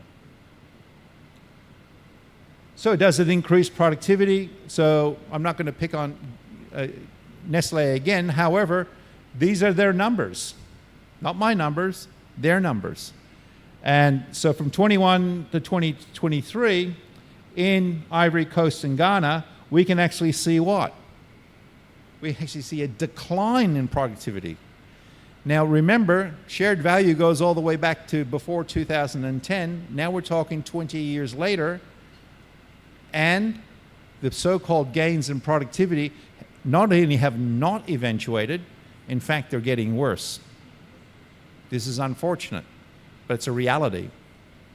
So we can see in Ivory Coast, 635 kilos down to 500, or nearly 600, and basically in Ghana they're going down as well.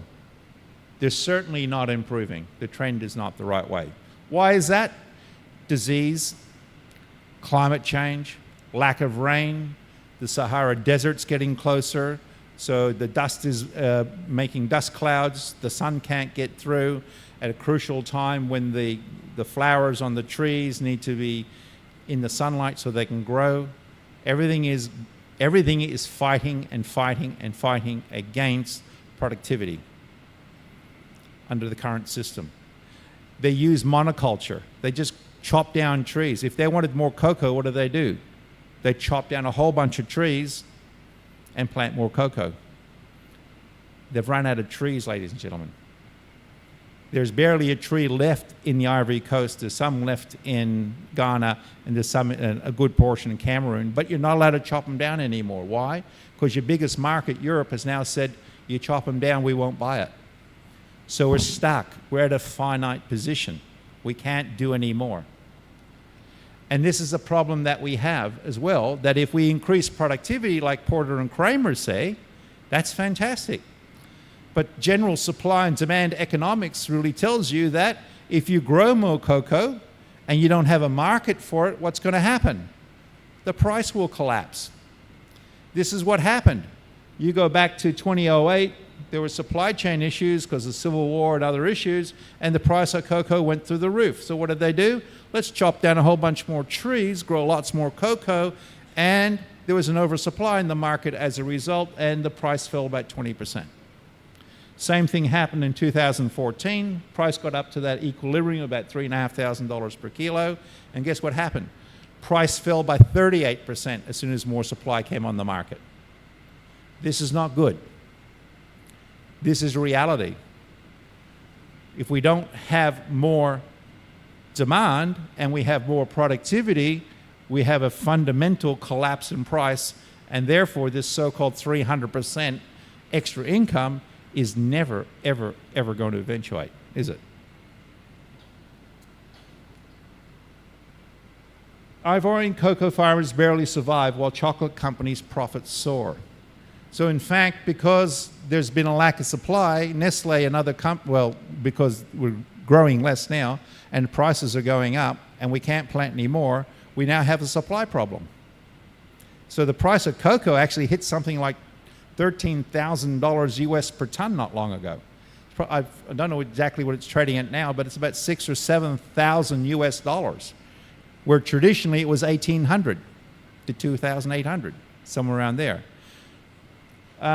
So what's happening? Why is it? Climate change-induced hotter temperatures and altered rainfall patterns have affected cocoa harvests.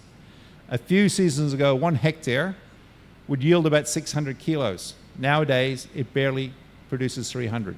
The farmers are saying we can barely survive.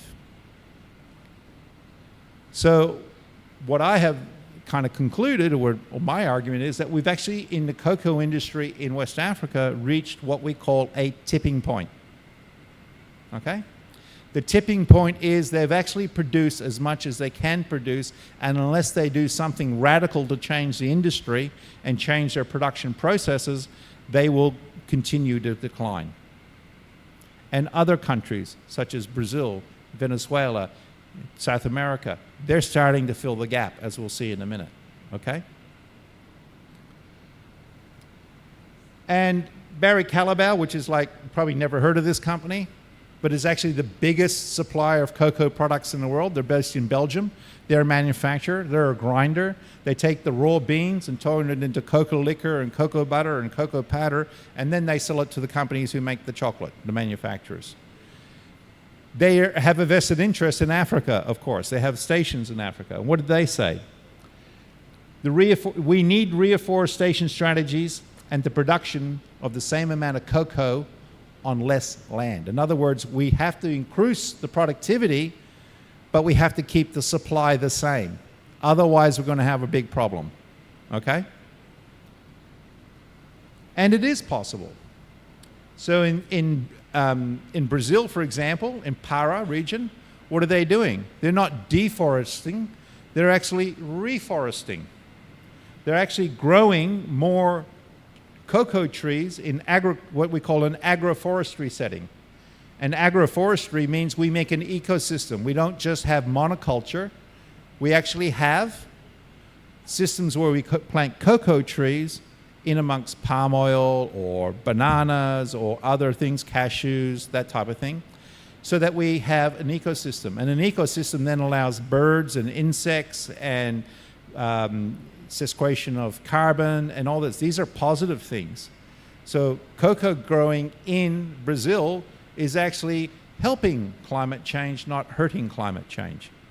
And the companies like this, because if you buy your cocoa from Brazil, you're a good guy, not a bad guy, because you're chopping down trees in Africa. Interesting. So they have high-tech areas where they can produce as much as 3,000 kilograms per hectare, while most of Brazil, especially in power, is around 2,000. In other words, their productivity is that 4 to 5 times higher, if not higher, than what Porter and Kramer originally wanted to do. Why? Because they're having better trees and better agricultural systems and better technology in order to have that happen. So growing more cocoa is actually possible on less land. It just has to be done in a different way. The chocolate companies are willing to source more cocoa away from Africa due to sustainability issues. They, the companies, are trying to defend their business there and certainly considering moving some of that business elsewhere. And believe me, ladies and gentlemen, this is happening as we speak, more and more every day. So much so that the World Cocoa Federation Conference last year, which is normally held in Europe or in Africa, last year, was actually held in, this year, was held in Brazil because of this very reason. And in fact, I'm working with a company in Australia. Now that the price of cocoa is going up, we went, hey, we might be able to economically grow cocoa in Australia. It has been grown there before, but not economically because our cost of labor is too high and so forth. But now, it might be actually economically viable to do so. So they're looking at doing that. The big problem in West Africa is that the government, which the CCC, which is the Council, the Cocoa de Café in Ivory Coast, Cote d'Ivoire, it's the government regulatory body, and up until now has prevented companies like Cargill, which is a big grower, or those other companies from supplying better plants and to help farmers renovate the farm. If you have a diseased farm with old plants, you're going to have to rip them out and redo your farm. But the chocolate companies are not allowed to supply you the plants. You can do everything else. You can help with trimming and better agricultural processes and agroforestry, but you can't supply the plants. What were they afraid of? They're afraid of that previous graph, increasing productivity so much that the price fell out of the market. That's my take on it. And then all of a sudden, if you have poorer and poorer constituents, your government's not too popular. So it's a power thing. There's lots of other things. That's my speculation. I don't know exactly what's going on. But when you think about it, that's the reality. If you have poorer and poorer people, that doesn't help, okay? Making your constituents healthier, wealthier, and wiser is a very good thing, because then you have happy people, happy constituents, yeah? So, what to do about this problem? So I'm a lifelong learner, and during COVID, I actually studied at Harvard Business School online. So I'm now working in my 6th course from Harvard Business School, which has been fantastic. And this is one that I did earlier this year as I'm trying to think about how to resolve or how we can address some of these problems in West Africa. And I saw this course online, which is called Entrepreneurship in Emerging Economies. I went, this is perfect. So I actually studied this course. So this is only going back a couple of months ago, February, March. And one of the core things that a concept, this is the first concept they introduced us to in this course, was this concept of institutional voids. Very interesting concept. And it says, Institutional voids are the lack of specialized intermediaries, regulatory systems, and contract enforcing mechanisms that are typically present in developed markets to support business transactions. Now that really kind of basically says that there's something lacking from a government and/or economic system perspective in these countries which are not allowing transactions to happen, because if the transactions were happening, the people wouldn't be poor. Yes? So what are those economic institutional voids? And what they're arguing is that once you identify these institutional voids, what you should do is not look at being a beneficial, like let's give them more money, but how can we actually create commerce? How can we be entrepreneurial and create businesses around filling these voids? For example, in India, one of the biggest health problems is coronary disease. Now, if you take an American perspective, it costs you about $100,000 for open heart surgery. In India, there's a hospital that's been created by an entrepreneur that they do them for about $3,000 US. They've reduced the cost. And who are their customers? The customers are everybody, anybody who's got heart disease. But if you're rich, you pay $12,000. If you're poor, you get it for free. Interesting. So here's a business model that's been created that actually does this, and it's using entrepreneurialism to solve or address the institutional voids to make people healthier. So that, how can we do that with cocoa, maybe? And my thinking, or what I have done, and this is kind of research I've just done recently, is saying, well, the problem that we have in Ivory Coast is land. We have tons and tons of smallholder farmers, right? And what is also happening in Ivory Coast is that they're improving the education system. Interesting. Oh, that's good. Everybody should be more educated, especially the children. We got to get the kids off the farm and make them more educated. Finally, in 2016, the Ivory Coast government actually made schooling compulsory for all children, which is great if you have a school and teachers and school books. So companies like Nestle have been supporting that by paying extra money to the children's families, mainly to the wife instead of the husband, because the husband spends it on something different, right? True. And so 50% goes to the female of the household, and the 50% goes to the male of the household. The males are not very happy about it, let me tell you, because there's a power difference, especially when they have money, right? And the kids are getting more educated. So what happens when children are more educated? Well, they have better choices. Do you think they want to become a cocoa farmer? Do you think the women want to just go and be a farmer and have 6 or 7 kids so they can populate a cocoa farm? Probably not. And this happens internationally. There is a direct correlation between education of women, number of years of education, and birth rates. And we see this across the world. In China, they're down to 1 live birth per woman in a lifetime, which is not enough to sustain the population. In actual fact, the population is going to decrease. China is predicted to have 50% or less people than it has now by the year 2100. The Chinese government is almost saying 60% less. So we will definitely have less than 500 million Chinese in 50, 60 years. The world's population is predicted to plateau around 2068, somewhere around there, depending on who you believe. In West Africa and other developing countries, as we see that development going up, and which is primarily education of children and education of women, we're seeing declines in population.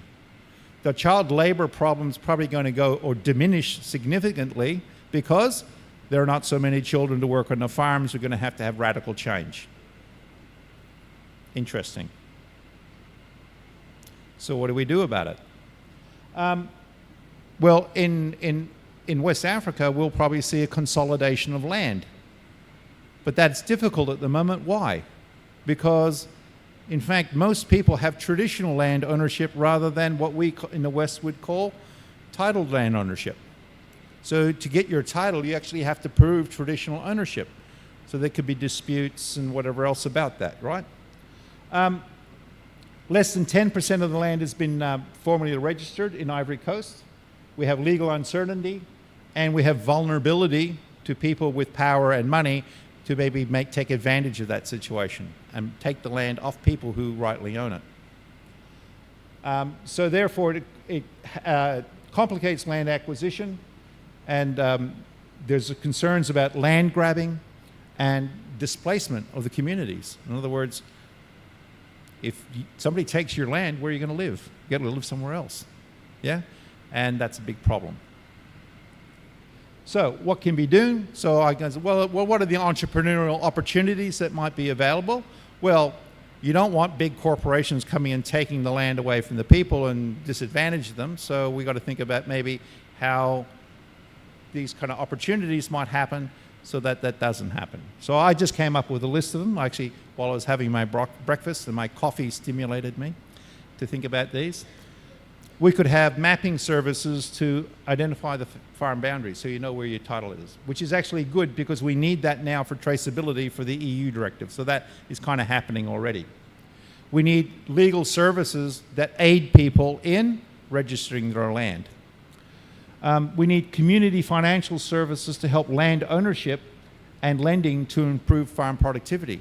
So a lot of farm productivity isn't there because they don't have the resources. They now have a lot of community savings practices going on where the women of the community are actually saving the money, which has been very good. So that kind of thing is happening, and we could have more of that.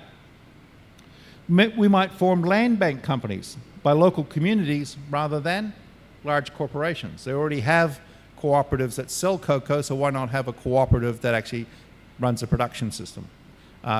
In farming, that's happened. In Australia, we used to have milk cooperatives, big ones, huge. And so they're fairly kind of traditional, but they don't have them there. And we could replace the cocoa distribution cooperatives with farming cooperatives. So those are all kind of different entrepreneurial solutions to climate change or issues going on in Africa. So to finish, is it possible to grow more cocoa and less land? The answer is yes, but how are we going to do it? We need what we call the appropriate legal, which is the institutional, government cooperation, as well as the entrepreneurial innovation. We can't always blame the companies for the problems. The governments have to cooperate as well, yes? Implications for the UN Sustainable Development Goals. We need to rethink of putting the onus on companies to fix problems. It's not their problem. Governments, NGOs, communities, everybody is responsible to help fix the problems. We need to understand what the institutional voids are that prevent progress.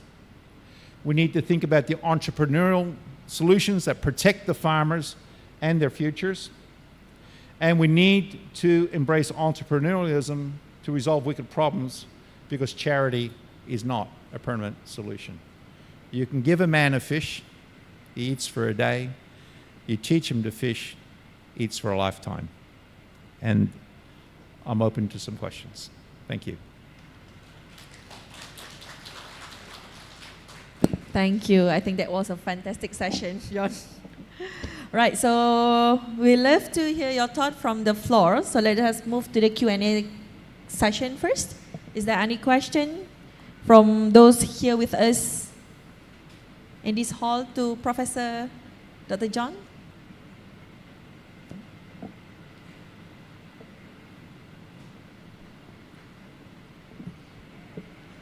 Okay, we have a few questions. Okay, congratulations. It was a very good talk on the cocoa workers as well as how do we sustain them. From your discussion on supporting the communities, particularly the cocoa workers, right, and trying to alleviate poverty in order to achieve SDG 8. Okay, and I noticed that you have also presented many collaborations and very interesting on the cocoa scorecard, right? But I'm wondering what is the role of the United Nations apart from creating the 17 SDG goals? in mitigating this issue, these poverty issues, particularly on the cocoa workers? Okay. Well, I mean, the leading thing the United Nations does is the provision of the framework, right? UN Sustainable Development Goals. And we also, as part of the United Nations SDGs, we also have these other people called the special rapporteurs. I don't know if you know any of them. I've met two in my lifetime. And I've actually met the special rapporteur for the right to development, who actually is a professor at Macquarie University, and the special rapporteur on slavery, who came to Australia to help us implement our Modern Slavery Act. And these guys these people are ambassadors who actually go and involve themselves in these issues and make them highlighted. You know, I've got chocolate as my example, but as of today, we actually just launched a coffee scorecard. And we're having a letter writing campaign to all of the special rapporteurs of the United Nations to involve them in what we are doing. So the United Nations is not just there going, here's a guideline. They actually put people out into the field to actually help with these things. One of the guys that I'm working with in the chocolate scorecard was, he was one of the authors on the human rights for business from the United Nations Global Compact, right?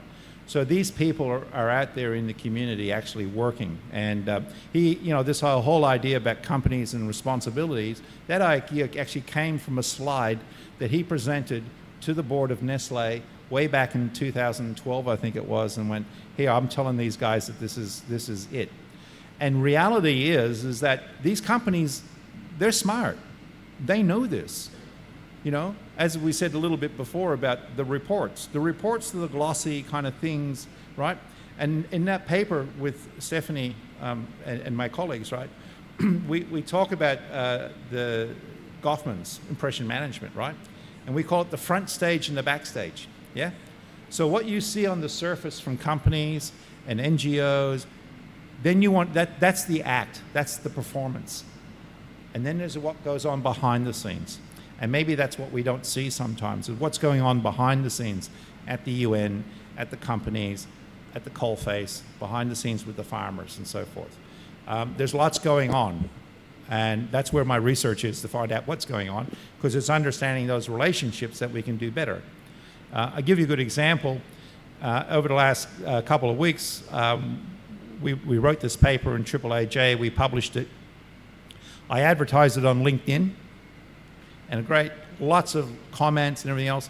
And this guy from Uganda gets in contact with me, going, I've got an NGO we just established on helping fight trafficking of young girls to Saudi Arabia and places, or to that region, and prevent children from begging on the streets in Kampala. That's my NGO. And I said, that's great. And then we're struggling for funds. We're struggling for help. So I went, oh, here's an email. Here's my contact. Here's how I can help you. I can't do anything because I don't go to Uganda, but I can certainly put him in contact with people who can. So all that stuff is going on behind the scenes. And I think that's a really integral part of what the United Nations and other NGOs do. Thank you. Okay, thank you. Can I have another question? Can I pose another question? Yes. Okay. Now, I would like to ask your view on this. China is good at producing goods at a very cheap price. Yes. Yes. And many of the countries actually purchase goods from China. Yes. Including the United States. Yes. All right. And it is well known that the United States is an advocate of mitigating child poverty and also sustainability. So what is your view on how do they balance between these two? Like, they're buying goods from China at a cheap, and we know that at some point there is some child labor involved. Yes. Okay. Well, it's the same as buying cocoa. We know there's child labor involved in cocoa. You know, the US is probably famous for being one of the countries in the world that probably bans more products coming into it for these reasons than any other country in the world. So sometimes it's kind of a bit easy to criticize them for what they're maybe doing, as opposed or don't do as opposed to what they do. You know, with the issue of cotton, they've spent probably more money improving the US customs system to eliminate that problem. But if you ever got Netflix, go and watch this series they've called Rotten, right? And there's actually a video there about cocoa, which actually my colleague made, right? Very interesting. So you go and watch that video on cocoa. These are the people actually I'm working with on a regular basis. And they also got one about honey. And honey gets adulterated, right, with, you know, glucose or whatever else. Still tastes like honey, but it's not pure honey, right? And they picked up that a lot of this was coming out of China, right? So guess what country became a really big exporter of honey to America instead of China? Malaysia. But you don't have any bees. So about 100 times your production was going to the US. Why? You tell me. There's a problem with the numbers, yeah? And this is what happens in global trade, right? We have counterfeit wine, we have counterfeit honey, we have, you know, adulterated products. You're not always getting what it is that you say it is that you're getting. Got to watch these these documentaries. You know, don't take it from me personally. I'm just giving you the highlights, right? But this is a big issue, huge issue. You know, is your Prada bag really a Prada bag? Some of the copies are just amazingly perfect. They're made exactly the same way, but they're just not Prada. Louis Vuitton is the biggest, or has been the biggest company by value in Europe, because they make lots of money at a premium price because they make things cheaply, very, very cheaply, and they still sell them to us with the brand name, right? So we always got to think about what it is that we're buying and why we're buying it, and where does it come from and what's the source. And the problem is with us consumers is we have no idea. If you go to the store and you buy your chocolate bar, how do you know where it comes from? Nobody knows. I know where Tony's comes from because they tell me and they verify it, and I've talked to them and I've been to their offices and I believe them, okay? They're famous for it. Whereas you have other companies, they buy their cocoa and they admit we have no idea where it comes from, and you can only guess where it comes from. So that's a problem. So supply chain transparency, as we said before, is the biggest issue that we have. And if we find out about it, we can do something about it. And countries like America have been doing something about it. And we're advocating, for example, in Australia, we do not ban any single product from coming into Australia because we know it's got child labor in it. We could say that's bad as far as I'm concerned. I don't know what the policy is here, but that's probably the most countries in the world don't have that. Europe now is doing something about it, aka deforestation. But the people in Africa are saying, thank you very much for telling us not to send you products that have been grown on land that has been deforested, but you guys have been deforesting Europe since the Stone Age. Yeah? You've chopped down all your trees already. Why can't we? Because we want the same as you. It's a good question to ask. Do you want more? Yang berbahagia Dato'.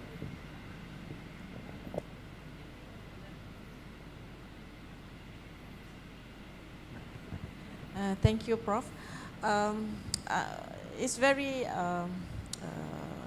it's good presentation, see, because it's more on the practice side view. The thing is, I just want to ask about this quite small scope. Is this about the S2? What did you say is about the S2? Is about the what called chain, business chain or something. And the thing is, it's supposedly that the sustainability reporting is disclose all that. But the thing is, how far the disclosure in reality? Yep. When you said that, okay, the report is very nice report, and then all the business minded it says it that we try to, hide what is the, the back end is not as shining as the reports. So in terms of achieving the sustainability objective for most of the country is 2030.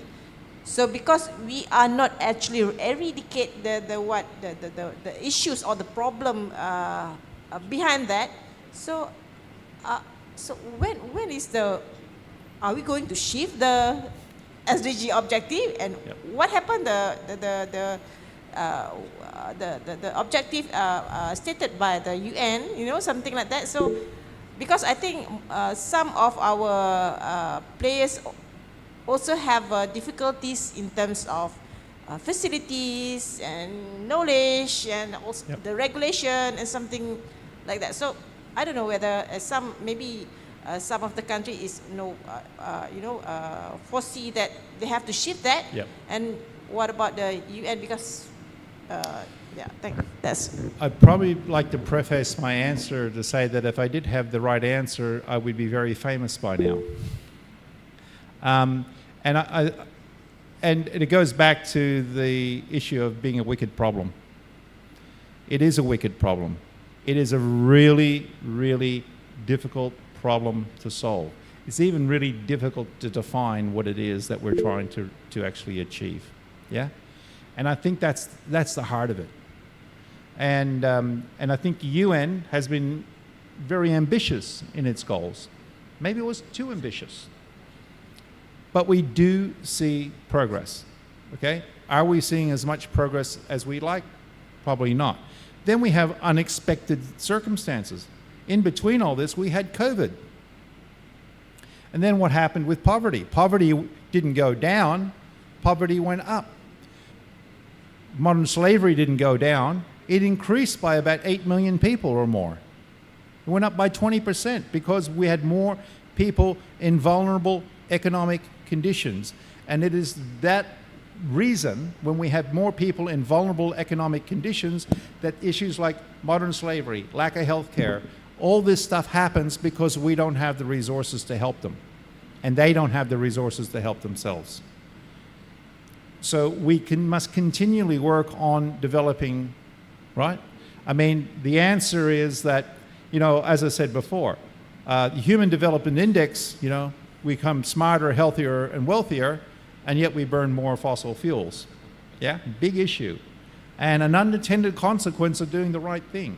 I'm not arguing that we should now stop educating and stop making people healthier and stop making them wealthier, because that's going backwards. We don't want to go back to those days, but we want to do something better. So what it is that wicked problems are that we do things and we must learn from them, and what we learn when we use the unintended consequences that we don't want happening and turn them into opportunities and do something different.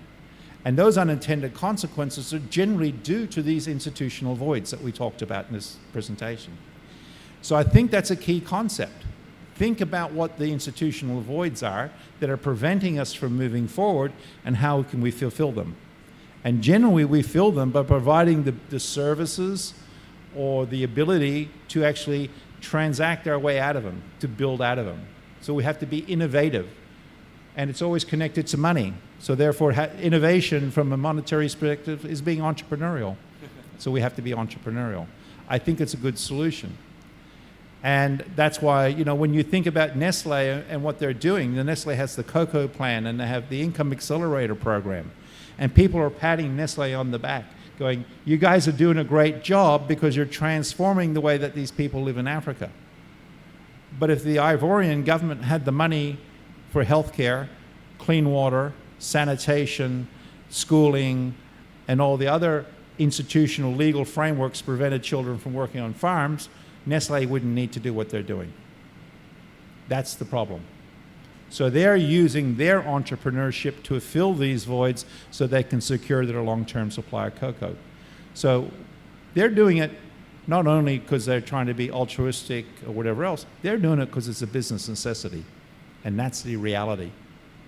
So when we realize that this is about business, we're not going to solve sustainability by embarrassing companies and telling them they're not doing the right thing. If that was the solution, corporate reporting and embarrassing companies and legitimacy theory would have already worked. It doesn't work. I know it doesn't work because it hasn't solved the problem. If it was working, the problem would already be solved. Thank you very much. So there are a few more questions from the online audience. Is it okay, Prof? Yeah. Okay. Sure. So the first one is from Mr. Said Iskandar. So what is your opinion when there's one statement from Mr. Said, yeah? The carbon trading initiatives is a hypocrite method to sugarcoat the feel-good feeling of those rich nations that release over-limit carbon to the environment. Do you agree with this statement, Prof, and why? Well, One thing as an academic, I should never give my opinion, right? Right? I should give facts, right? So we won't get caught into opinions. It's like a news interview, right? Look, the fact is we have very wealthy nations, and the fact is that we have the UN Sustainable Development Goals, right?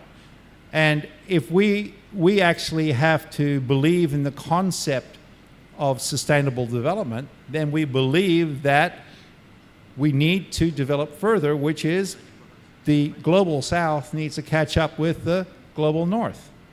Yes, that's what we believe in. And the countries in the global south also believe in that, because all bar Afghanistan, who used to actually sign up to UN Sustainable Development Goals, everybody else has signed up. 138 countries have signed up to say this is what we want. So it becomes, yes, it is definitely a westernized concept, sustainable development. However, the rest of the world is saying, we don't want to live in poverty.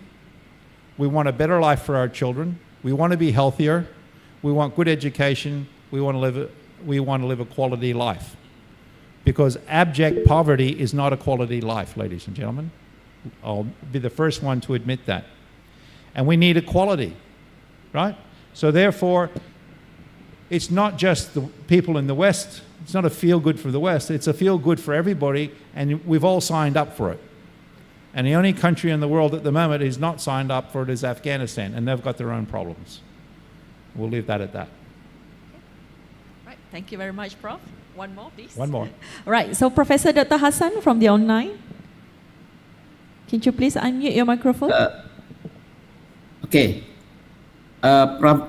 Dumay, if we are talking about chain of value in the industry, in the cocoa industry, for example, so at least 2 companies involved. So from the first, farmers, okay, yeah, but so many, next channel, not sure, because so many business factors involved. So in your opinions, how to maintain, the company should be in the social perspective, while so many company involved, not only the farmers, right? You got it, my points? Didn't quite hear you. Maybe you could repeat. Hello? Yeah. Prof. Hassan, can you just repeat the main question just now? Yeah. Yeah. How in your opinions or in your experience, how to maintain, the company in the social perspective, while so many interests from the farmer perspective is okay, yeah, but after from the second layers, it's that so many business factors involved. So how to maintain, the social perspective from the industry? Yeah, so if I get your question right, is how do we maintain this a social perspective from the companies rather than just the farmers? Yes, my talk is very much about the farmers, but what I'm trying to say is that we also have a responsibility to the people who are injecting capital into business, because without them it wouldn't work. And it actually kind of reminds me of a paper I'm working on right now on stewardship theory and accountability. So we're looking at directors of companies, and we're looking at the accountability of these directors, and they're also the stewardship and saying they have a responsibility to do the right thing, the responsibility to many different stakeholders. So you imagine, right, you're a company like Nestle. You're responsible, number one, we call this an upward accountability, to your shareholders. Because if you didn't provide a return to the shareholders, they would withdraw their capital, you wouldn't have a business, which in turn would be irresponsible to, again, another vertical stakeholder, which is below you, which is the farmers. So it's symbiotic. They have to go hand in hand. If they're not going hand in hand, then there's a problem. Then we have the temporal dimension. Do we do things for short-term profits, or do we invest in the future? These are trade-offs that we deal with every day. Do we actually do these correctly? What are the moral and ethical implications of making these decisions? You can't please all of the people all the time. You employees want a pay raise, and yet you still need to finance the money coming into the business so you can pay your employees in the first place. It's an economic and an accountability trade-off. These are not easy decisions. People in business grapple with this every day. So people at Nestle, I know for sure, are grappling with these issues. I know that. We talk to them on a regular basis. After we do the scorecard, we actually have interviews with them. And these are the kind of issues that we talk about. And they're being honest with us. They're saying, we have to do something, and we have to stay in business. So it's best if they stay in business. But then also we have to look at the governments in Europe saying, well, how much money are you getting out of this? And what are you going to do with your taxes? Some of those taxes go to what? They go to international aid, for example. Yeah? They use some of that money to help improve things. Maybe they should do more, but that's another question altogether. Yeah? So economic trade-offs, social trade-offs, they're hard decisions to be made, and these are things that executives are grappling about all the time. Right. Thank you very much, Prof. Okay, thank you. Thank you. Thank you also, Prof. Hassan. So we have Okay, one more thank you. from Law Faculty, Okay. Dr. Nazria Ahmad from the virtual, yeah. Dr. Nazria? Yes, okay. Thank you. Can you hear me? Yes, you're audible. Yeah, okay. Hi, Professor John. Thank you so much for sharing with us your fantastic keynote address earlier. So I'm just wondering, because you've highlighted some countries, in Europe as well as Africa, you've highlighted the measures they have undertaken in, minimizing the effect of child labor. So I'm just, wondering in your course of research and, which country do you feel has the best enforcement law in terms of preventing child labor? And that's the first question. And the second question would be, in your own opinion as well, based from your research, which country that we can best emulate in terms of contextualizing it in Southeast Asian countries like Malaysia, for example. Thank you, Prof. John. Thank you. So to answer your first question, there are a number of countries in the world that have enacted modern slavery legislation and or jurisdictions. One of the first was California. Then you have laws in UK. You also have, the French have some good laws, Germany, and so forth. So Canada has just enacted a modern slavery legislation. In Australia, we have modern slavery legislation, although that's a little bit ineffective. And probably one of the highlights that I can see is New South Wales, where I come from. We are the first, other than California, we are the first jurisdiction in the world to appoint its own modern slavery commissioner. in New South Wales. So California is with an act, but they don't have a commissioner. We have a commissioner whose job is to address the issue of modern slavery in public sector supply chains in the state of New South Wales, which is fantastic. And you know, when you look at modern slavery from a legislative perspective, it's generally companies treat it like a risk management problem, which kind of makes sense from business. If I see in my supply chain that there's a risk that there is modern slavery, what do? I cut that part of the supply chain off and I find a supply chain that's going to do the right thing.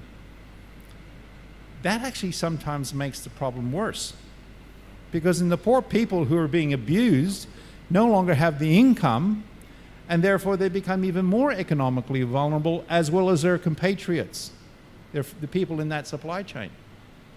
That's not a solution. That's actually making the problem worse.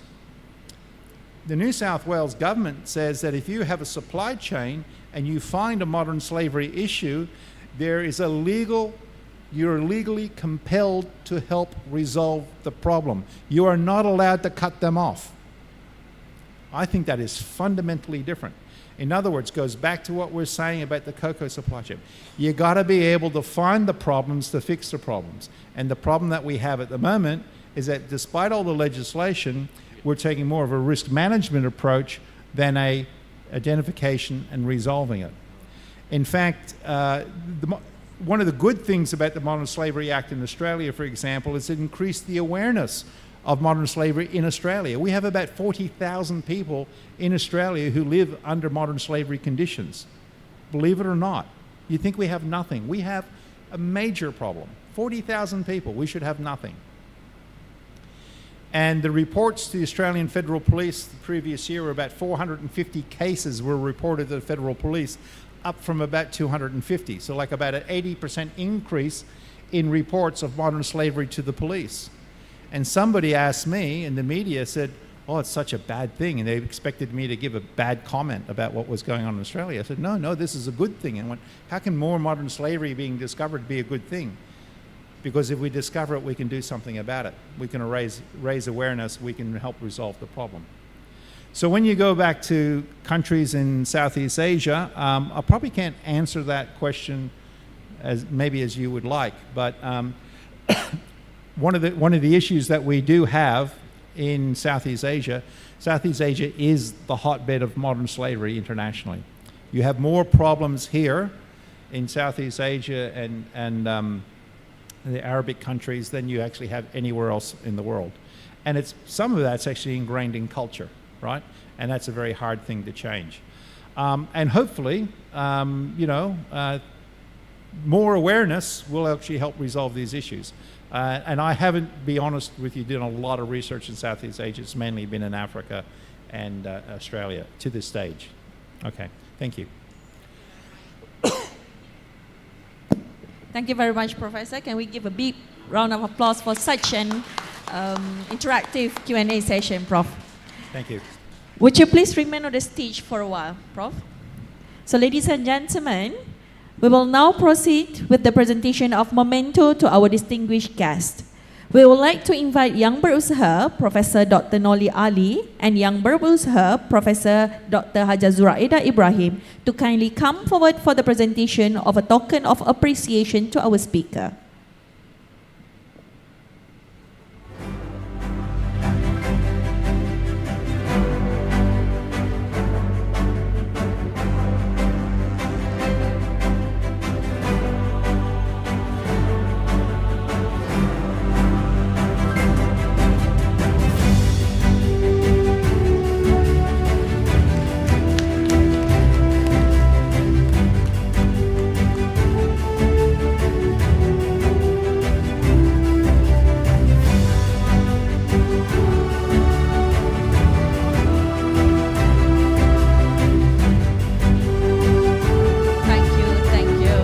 Thank you very much, Professor Dr. John Dumay, for your insightful and inspiring presentation. We kindly request Professor Dr. Nali and Professor Dr. Haja Zuraida to remain on stage as we move to the next agenda item.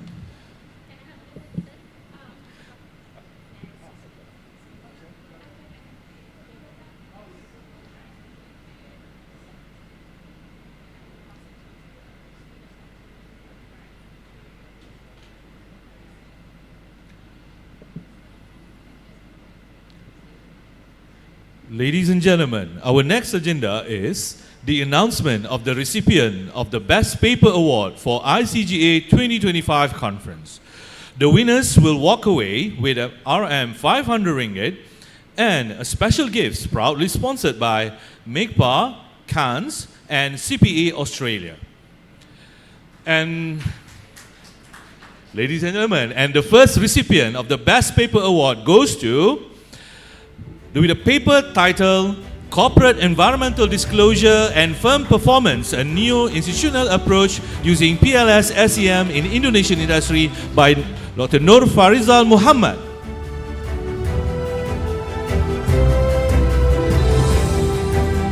Okay, then we will call Mr. Alfian Sayuti on behalf of Dr. Nur Farizal.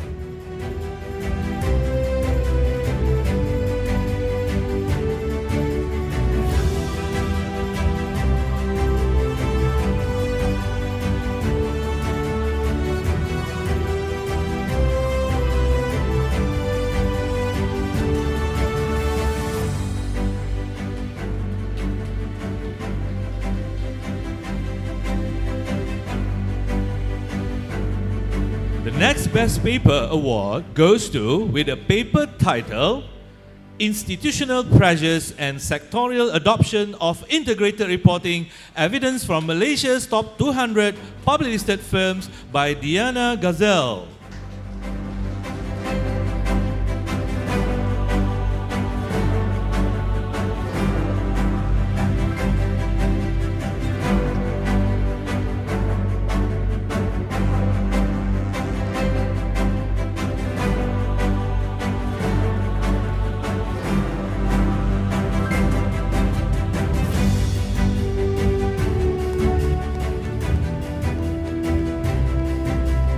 Finally, the third best paper, the award goes to, with a paper titled Exploring the Underlying Factors of Non-Compliance Among Public Procurement Personnel in Malaysia, a conceptual paper by Amir Cik Mansour.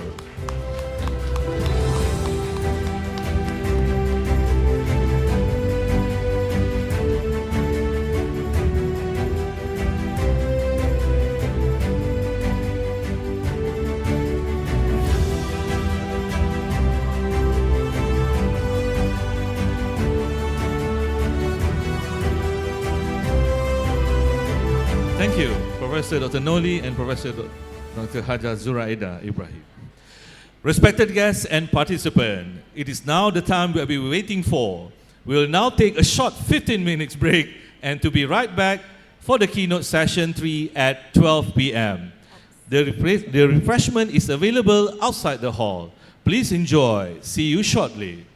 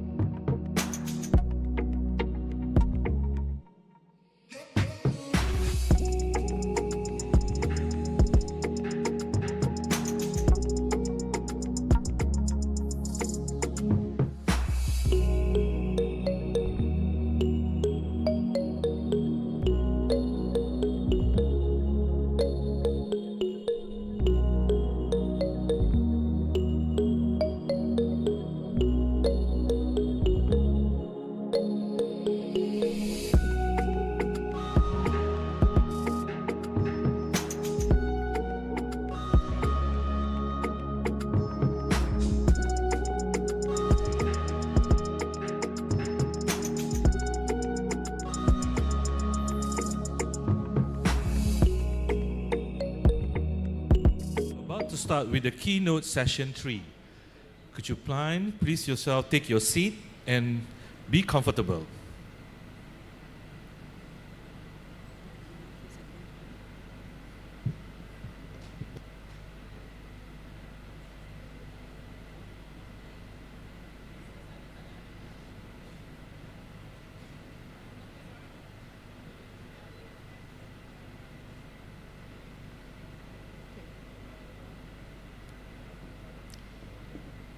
Ladies and gentlemen, for the Keynote Session 3.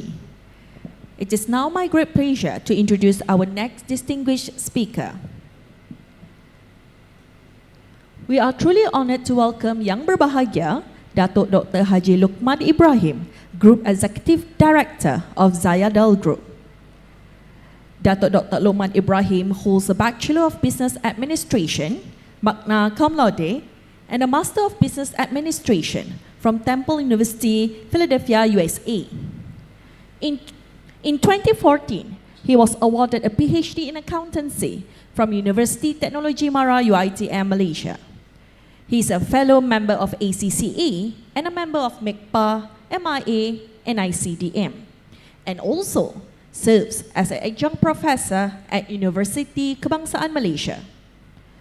Throughout his distinguished career, Datuk Dr. Lukman held prominent roles in both national and international organizations, including Sun Raining and Marketing Philadelphia, Automotive Corporation Malaysia, Proton Berhad, where he spent 17 impactful years, PHN Industries Berhad as Managing Director, DRB Highcom Berhad as a Group CFO, later promoted to Group COO in 2011. Proton Holdings Berhad as a Deputy CEO from 2012 to 2014. And he currently serves as Group Executive Director of Zayadal Group and also Director of HIS Toibas Berhad. So today, Yang Berbahagia Datuk will be delivering a keynote on a very timely and important topic, leveraging technology for sustainable impact. And ladies and gentlemen, please join me in welcoming Yang Berbahagia Datuk Dr. Haji Lukman Ibrahim to the stage.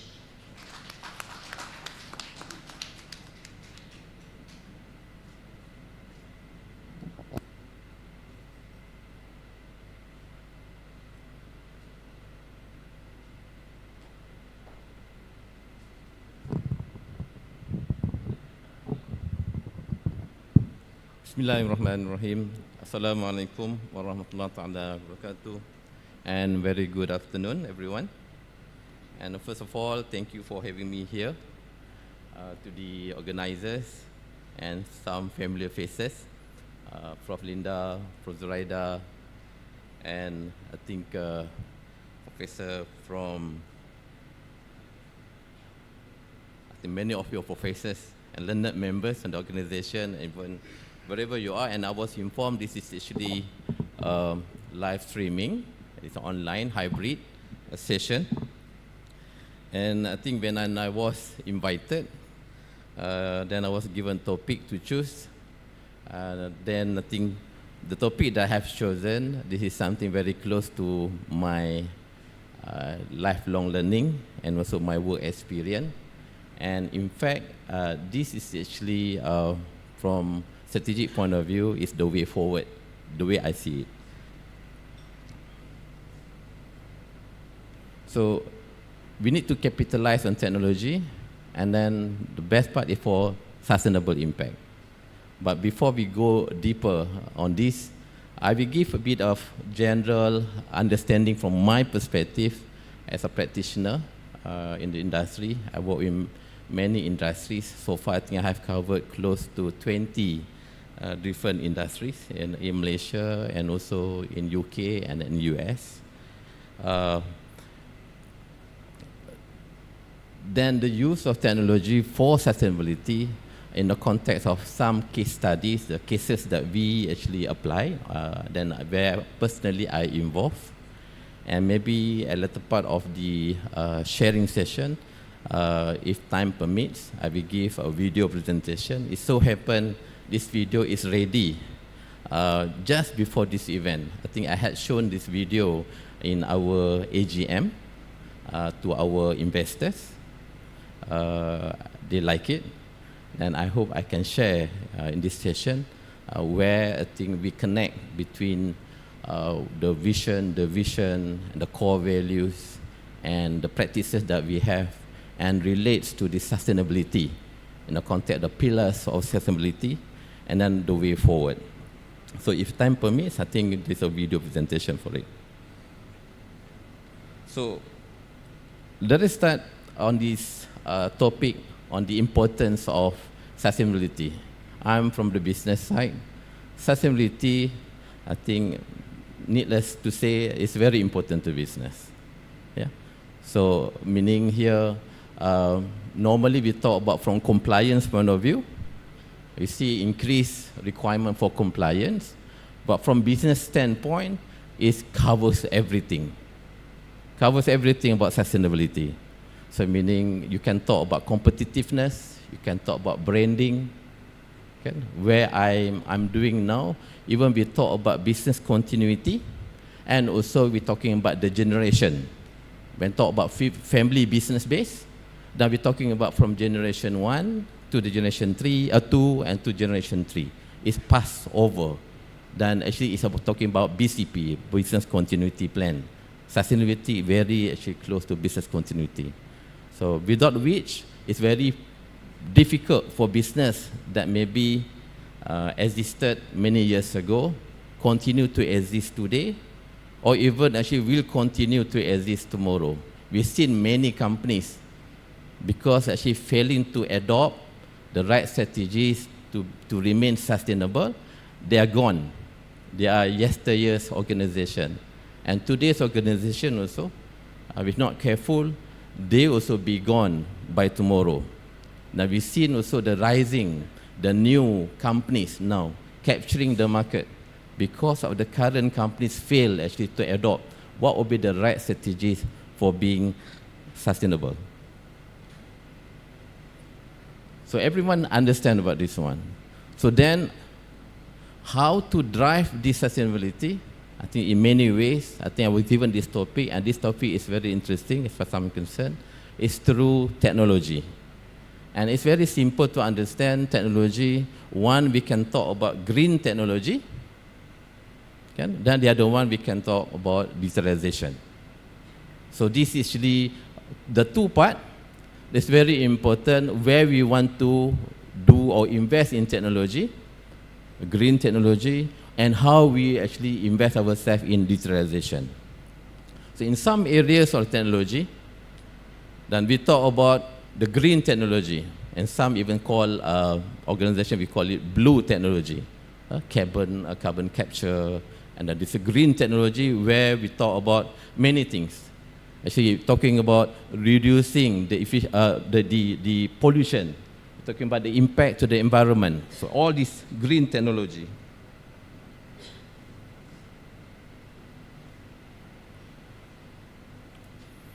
Yeah.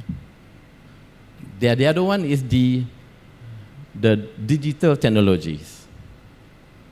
This the area also, I think by now we know a lot, but whether the ability to adopt, to implement, to invest, actually this is actually the question from business perspective.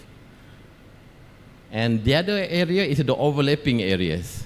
This is the area, I think, how do we actually support the green technologies from digitalization perspective? So meaning green technologies alone may not be sufficient. Good technologies, but these technologies can be further enhanced by the digitalization. Yeah? So vice versa. Sometimes we see from digital angle, but we have to see from the green perspective. From my experience, I think I'm involved in both, and we see actually the greater potential when we combine the two. This is very important. So for today's topic, in particular the cases that I'm going to share, okay, because the interest of time, so I will cover the environmental monitoring services, lab testing services, water and wastewater treatment, and also halalan thayyiban. Yeah. So of course, from the organization that I came from, we have many other sectors, but that's actually not part of this because of the limited time that we have. Halalan thayyiban, maybe someone the word halalan thayyiban, it has to come together. It's no longer just halal. It should be halalan thayyiban, meaning thayyiban is good. Meaning must be halal, permissible, then must be good. It should be in context of the two. So I've tried to cover the sectors. And the outcomes quite obvious. There are many other outcomes also other than what I listed out. But I'd like to point out actually the last one. How to have the outcome that gives you the competitive edge. This is very important. Otherwise, how to remain in the business. To survive may not be enough. We need to compete. Yeah? So then we need to have the edge. So this is the area we are looking, that's why they give us the right motivation why we need to invest in sustainability or why we need to invest in technology that can bring about sustainable solution. And that solution will give actually sustainable impact. Now for environmental monitoring services, we talk about the monitor or protect the natural ecosystem, and of course the various environmental compliance. We talk about also the various technologies.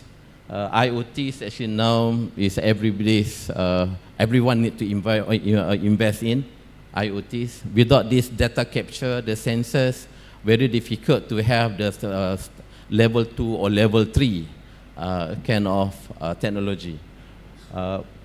Now, in order to have this AI or ML, we have to invest in IoT. Without which, you cannot have. Data capture must be there. But if you invest in data capture without investing in AI or big data or ML, then meaning you are not maximizing your data. You may have the data, but not being maximized. That's what's the point. So I think the direction now is towards more predictive analytics. Yeah. So meaning in the context of environment, we're talking about in our case, predictive analytics for flood, for pollution, loading of the pollution. When actually the system actually to create alert system, then this alert system will connect to somewhere on control system, then create a stop process or shut the valve. So then I think you can prevent from having disaster coming into your system. So that kind of use of the sensors connect to your analytics. So the other one, the various other technologies, GIS one of them. I think now GIS also in the cloud platform. All this one very important for environmental sectors. Why we need to do all those? Now you can see from the impact is quite clear. Yeah, you're talking about reduce pollution, and in our case, we try to improve the resource efficiency. Now we're talking about water security, water scarcity. So that's why we invest in the monitoring with some of the projects even here in Selangor, actually to get clients to enable them to become a good provider. And of course, we align all those activities with the SDG. The lab testing, this lab testing very important. In our context, we spend a lot in environmental testing and also food safety. So you need to have accurate data, and then you need to have actually high integrity report. So you need to invest in the right technology, especially LIMS, Lab Information Management System, is a must. It's no longer a luxury. Without LIMS, I don't think a lab can function. Yeah? So you need to invest in LIMS, and the best LIMS can be connected to the various machines that you have actually in your lab. So robotic, also there's some need to reduce the human errors. And as I mentioned, now cloud portal, client can access the report at any time that they want, and then they insist now for having actually lesser turnaround time. TAT is one of the important value proposition. Beside the data integrity, TAT is key. From our perspective, we have a lab that actually doing all this work. Data should be of the highest integrity. The TAT is the way we beat our competition. So meaning turnaround time normally in the market, let's say 14 days to 1 month. Our lab can produce 7 days and below. That is a TAT, the type of TAT we're talking about.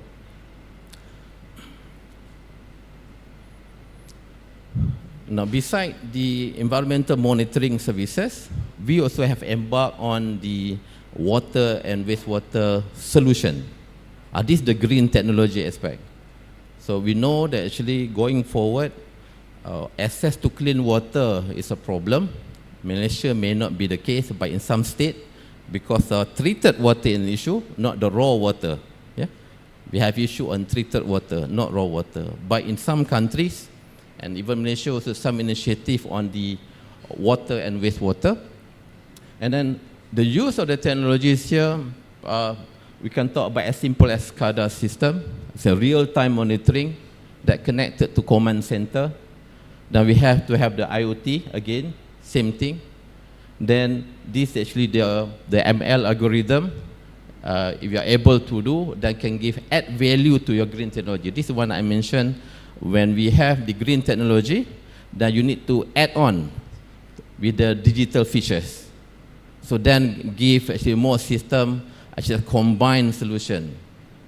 Because for the easy to maintain, easy to operate, and then can give a good alert system and send timely notification and even suggest what actually you need to do with your operation. Yeah. So the other one, I think this the advancement technology and the use of membrane or the ultrafiltration. As this is the area in the green technology now, we can see various technologies now come aboard. This one also, we managed to create our own technologies, SPAN approved and halal, that actually able to compete in the market.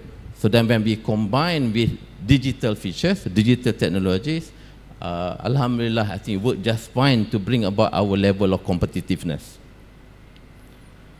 So then again, we align ourselves to the various SDG goals.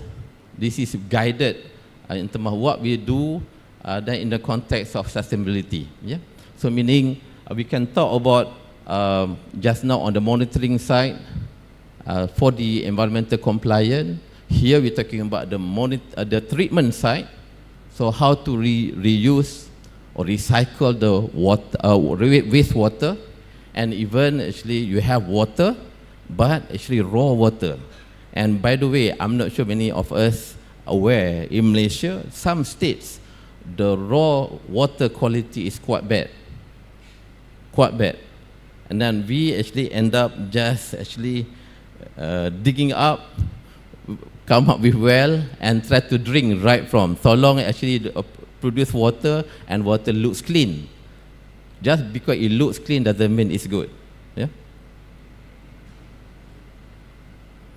Now this is the next one, the Halan Toyiban. And this is the market now, I think from, you can see it's a growing market. By 2030, going to reach maybe 3 trillion. Yeah, now it's everybody is eyeing this market. And actually, where is actually the sustainability? Food security. Food security is key, and access to good food. Good food. So this is also actually very important. So technologies actually are there for us to deploy for this market. Blockchain is one of them. This is very good technology because this allows for traceability end to end. So this is actually from farm to fork. Yeah, we can do the traceability using a blockchain. And then nowadays we have a QR mobile apps. This is for instant, maybe instant verification. instant notification that you can do by scanning. So the QR and using mobile, no longer a thing you have in your website and then type in through portal that people go with mobile. So meaning you need to have the mobile solution. So then the use of AI, this is the recognition thing. One of the things actually being used actually to recognize the fake logos, fake halal logos. I think we have actually in the world now 400 CBs, certification bodies, 400. And to date, maybe about 85 certification bodies actually certified by JAKIM. The rest actually pretty much by their own community, province or country. And only 6 countries in the world that have halal authority. The rest actually on the community base, association base. They are not actually under a ministry or under halal authority given. Only 6 actually in the world. So, digital audit tools. This is actually very important for certification. I mean, we understand halal is important. We want to get it certified. Even certification also get into problem. Very long, very difficult. How to do? So all those actually we need to have the right technologies to be deployed. Then the impact can be strengthened halal integrity. We need to have that one. Yeah. Then speed up certification and audit process. And this one aligned with SDG. We're talking about the industry innovation infra and also SDG 12 for reasonable consumption and production. Now, these are the various reasons that we have in the halal industry. We talk about disconnection. Halal authorities around the world, they are very much disconnected. And process very much manual. Halal fraud. Talk about halal fraud everywhere. And very fragmented halal market. And then there's no cross-border traceability. And then now there's a technological advancement on the cultured meat or GMO. So how to say this halal, not halal for cultured meat or even the GMO? Used to be on crops, but now actually on meat. So that's an issue. So we introduce our solution to the market. We call it integrated halal digital ecosystem, where we have actually one for the industry. This is actually to manage within the industry. You have your supply chain, you have your halal assurance system, you have various certification that you have, and pretty much you can ask many producers that manage halal product, their systems are manual. So this is the solution. And for certification bodies, as I said, 400 is out there. The one certified by JAKIM maybe 85 from 47 countries. So their process also for certification and auditing also manual. So you need to have actually an automated system. And from consumer perspective, this actually how to check the status of halal. Other than what's printed in the logo, say halal. You also wouldn't know also whether that logo, JAKIM logo, or somebody else's logo. Now, that system also need to have actually. It should be on the mobile apps. And this system that we have. And if you can download now, for example, you can go to App Store, you can download this Verify Halal. That's actually our system. And we have about 2 million running on the SKUs, and for 12 countries already. This is all running system. Yeah. This is actually the use of technology for sustainability in halal business. Now, come to the last part. How do we measure all these impacts? So I believe the way to measure a lot of things being done on the sustainability, we have the various measures in the organization, dashboard, KPI dashboard, and now I think we have the ECG metrics, and soon we're going to have reasonable assurance on this audit. Yeah. And then this actually mechanism calculation how to compute the ROI. So from investment perspective, I use a lot on the ROI to convince the board, to convince actually the shareholders, we need to invest. We are from the finance side. What's actually bring about actually not just the operational KPI, the financial KPI must be good. From investor point of view also, once they convince that to bring necessary return, it's good for them actually to invest for long term. So from ECG reporting, this is from Bursa, Peacock Berhad and other Berhad company, we have given the timeline for us to observe and to comply. Yeah. So we know that actually we have the current framework, we need to migrate to another framework. So we are making ourselves ready. I believe other companies also, they're doing the same. Yeah. And then the scope 1, scope 2, scope 3 in terms of where we're supposed to do. In our case, we are doing up to scope 3 already now. So to make sure that actually by the time that it's required, we are there, even though scope 3 is not required. Yeah, so these some of the KPIs actually that Bursa Malaysia asked us to do. In fact, we have more than this, but I think we put everything here in our annual report. This is the latest annual report that we have, and the theme actually for sustainable growth, lasting impact, because we truly believe sustainability is the way forward, and then the key driver is technology. Yeah, but I think besides technology, and how to drive technology adoption in the organization, maybe that's issues. This is the area how good and how fast the technology can adopt, the organization can adopt technology. Maybe that one actually will give the pace in terms of which organization can adopt faster, which organization actually maybe become the late adopters. Yeah? So that maybe will have a direct impact to their competitiveness. So that's actually come to my last slide. Okay, technology is a catalyst, no doubt.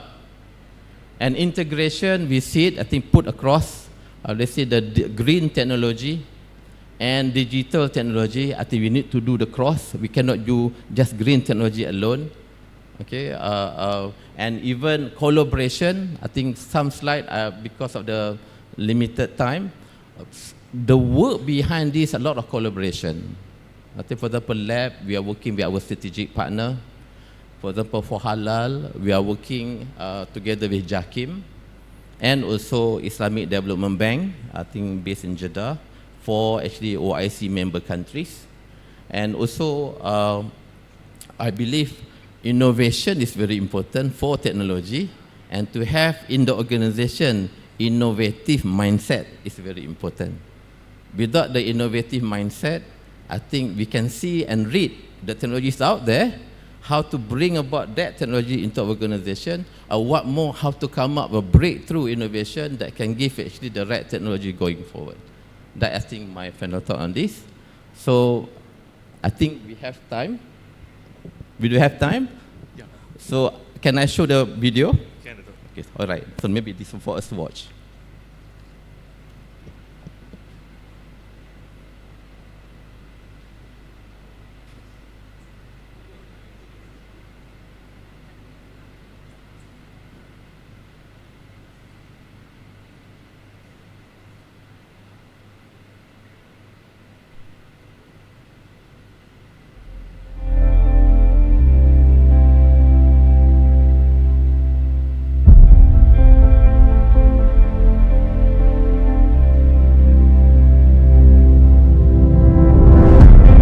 Driven by a passion for the environment and society, our business strives to bring lasting benefits to mankind. With this in mind, Progressive Impact Corporation Berhad emerges as a key player in the environmental and laboratory sectors. With over 30 years of experience, we continue to build on this legacy with unwavering commitment. Our mission is clear: to deliver cost-effective solutions that benefit mankind and the planet, guided by a strong vision to be a world-class provider of innovative environmental solutions, powered by a team of skilled and dedicated professionals. Across Malaysia, P Corp brings decades of experience in environmental monitoring, consultancy and services, as well as laboratory testing, building a trusted reputation nationwide. In Indonesia, we expand our presence through advanced laboratory capabilities, supporting both industry and environmental progress. In Saudi Arabia, we deliver integrated pest management and environmental services aligned with the region's sustainability ambitions. From Malaysia to the region and beyond, P Corp continues to broaden its impact, advancing environmental solutions for a cleaner, more sustainable future. Our esteemed board of directors serves as the strategic compass of the organization. They provide oversight, governance, and long-term vision to ensure sustainable growth and value creation for our stakeholders. Our executive leadership team works hand in hand to turn vision into action, leading with agility and accountability to drive excellence, innovation, and execution across all segments. With a team of 563 individuals representing 14 nationalities and a fair balance of men and women, we are proud to foster a workplace that is as diverse as it is united. On the business front, we remain committed to disciplined capital management and strategic portfolio oversight, ensuring a resilient financial performance even in the face of volatile business environment. Driving our mission forward are our core values: obedient to Allah, process excellence, innovative, peak performance, results-oriented, and competitive. These guiding principles shape every decision we make and every action we take. Anchored by these values, we embrace 7 key paradigms that define how we operate, grow, and succeed together. Our 2 core segments, working in synergy, make our paradigms come alive. Environmental monitoring, consultancy, and services are our trade. Through our subsidiary, Alam Sekitar Malaysia, we offer a wide range of comprehensive environmental services that span multiple fronts, from monitoring the skies above to safeguarding the waters below. In air quality management, we monitor what's invisible yet vital. Our solutions, such as continuous emissions monitoring systems and predictive emissions monitoring systems, enable industries to track emissions in real time, supporting compliance, safeguarding public health, and protecting the environment. Turning to water quality management, this vital resource is protected for a clean, sustainable supply. We take pride in installing 190 Hydra stations, hybrid, real-time water quality analyzers across Selangor, reinforcing water security through continuous monitoring and control.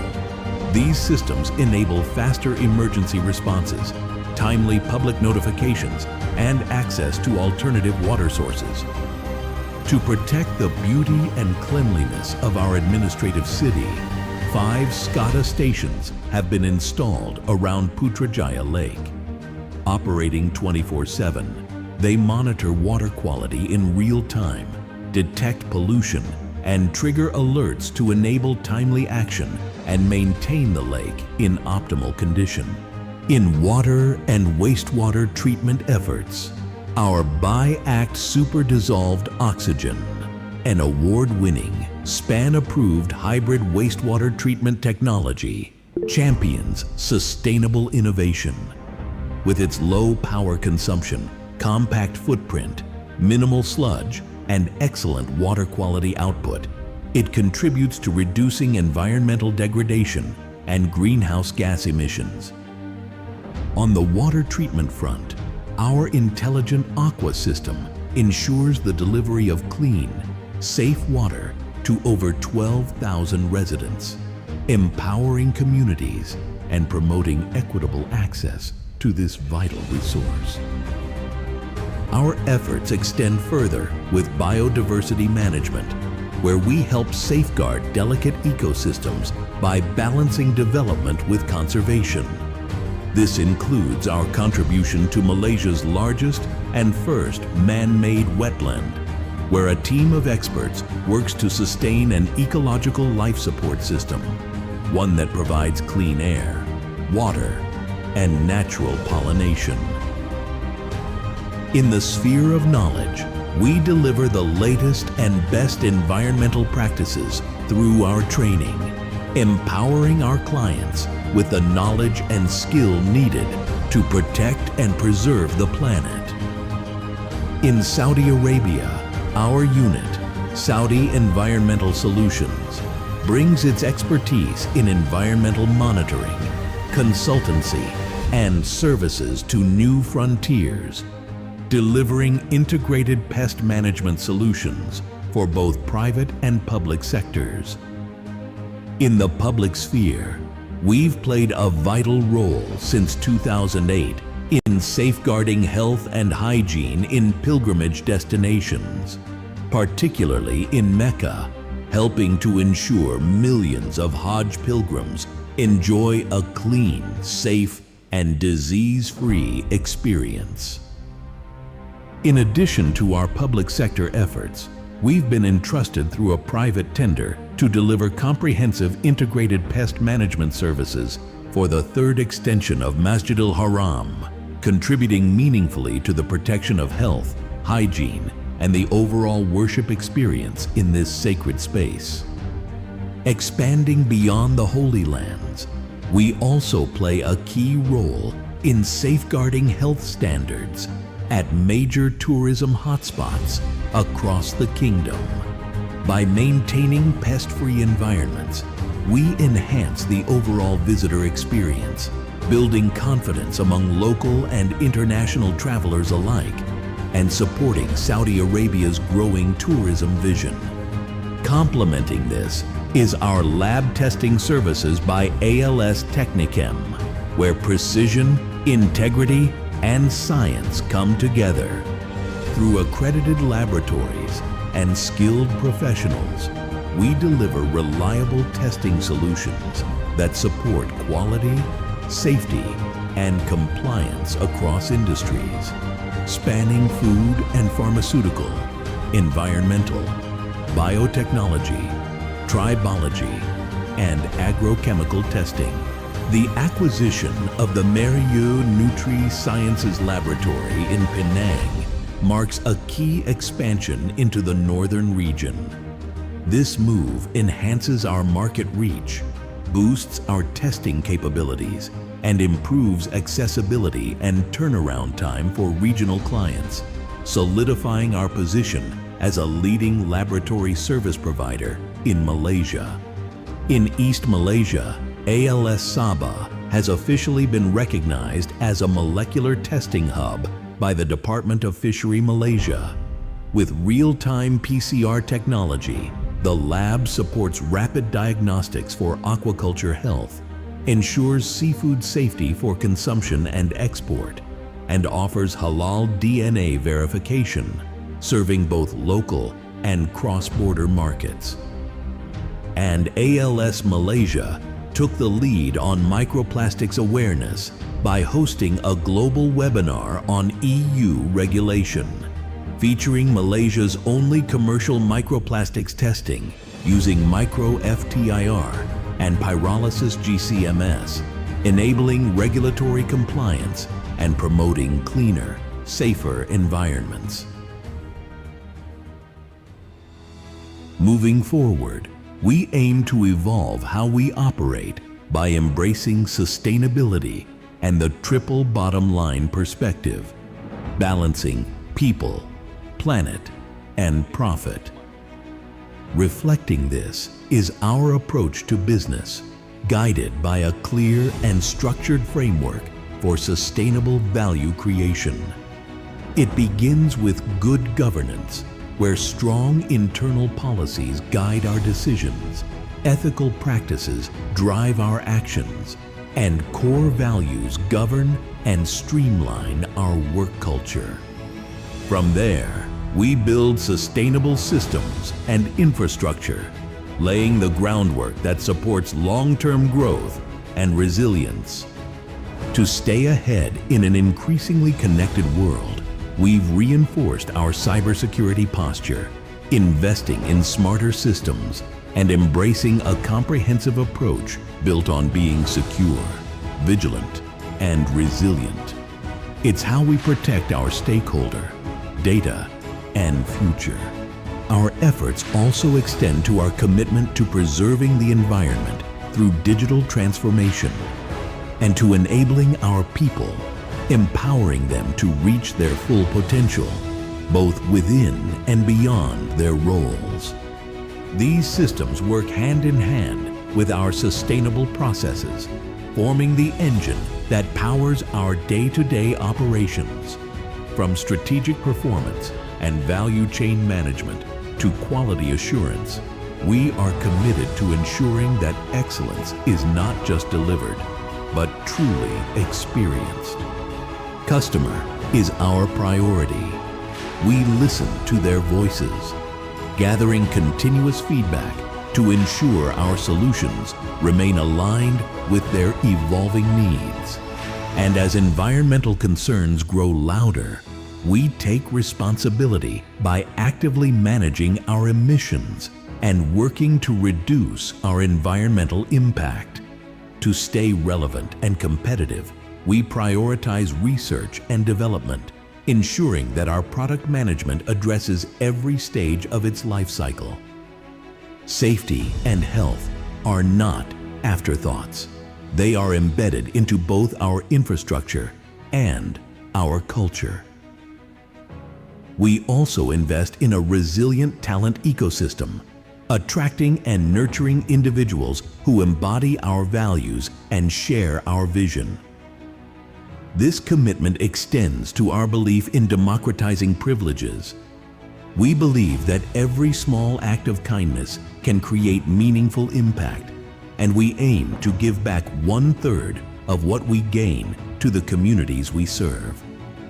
Together, they lead to sustainable products and services designed not just for today's needs, but for the challenges of tomorrow. Technology is the backbone of our products and services, with over $1.1 million invested in R&D. We continue to enhance our offerings, integrating AI into our products and expanding our SAMM scopes to uphold quality and credibility. Under environmental monitoring and emissions control, we offer end-to-end solutions, from air and water quality systems like CAQMS, SCADA, and Hydra, to biodiversity monitoring and full-spectrum laboratory testing. Our consultancy, training, and water treatment solutions, such as BiAct SDO and MyHero, support clients in meeting sustainability goals. Our commitment extends to wellness and well-being through services that protect public health and safety. These include integrated pest management, food safety testing, Halalan Toyiban verification, as well as pharmaceutical, industrial hygiene, and agrochemical testing. Together, the integrated value creation framework reflects our mission to deliver solutions that are sustainable, science-driven, and people-focused. Through it, we don't just drive performance, we create meaningful impact across the spectrum, fueling economies, protecting the environment, uplifting communities, and strengthening governance. A journey shaped by sustainable growth for lasting impact, one that remains ever continuing. ever purposeful, all dedicated to benefiting mankind and the planet.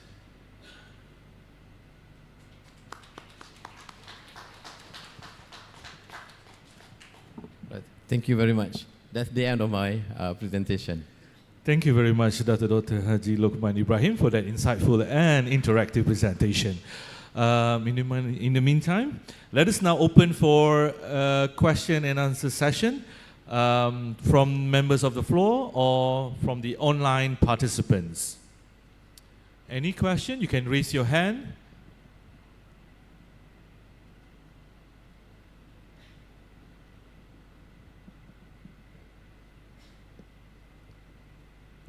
Members of the floor?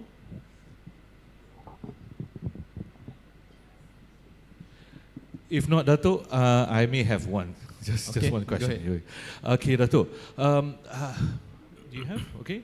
Dato', this is regarding the need to balance between the company's objective, that is, predominantly to get profit, and also the need of other stakeholders as well. So, in your opinion, how does, I think, the need for the top management, especially the directors, in ensuring that they can, balance this view on the need of profit as well as to balance between the need of the stakeholders? Yeah, okay.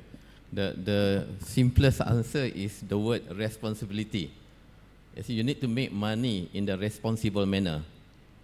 So meaning sustainability is about taking responsibility. So meaning whatever that we do today to make money, so we make sure that actually we do in very responsible manner for the future generation. So that's what sustainability is all about. So meaning whatever that we do today, not at the expense of the future generation. So we have to have that responsibility. So the way to address to the board, as what we normally discuss, okay, making money is one of the objectives, but it should be in the responsible way. That's the answer. All right. Okay, Dato'. There's one from the our online participant. This is from Dr. Mutia.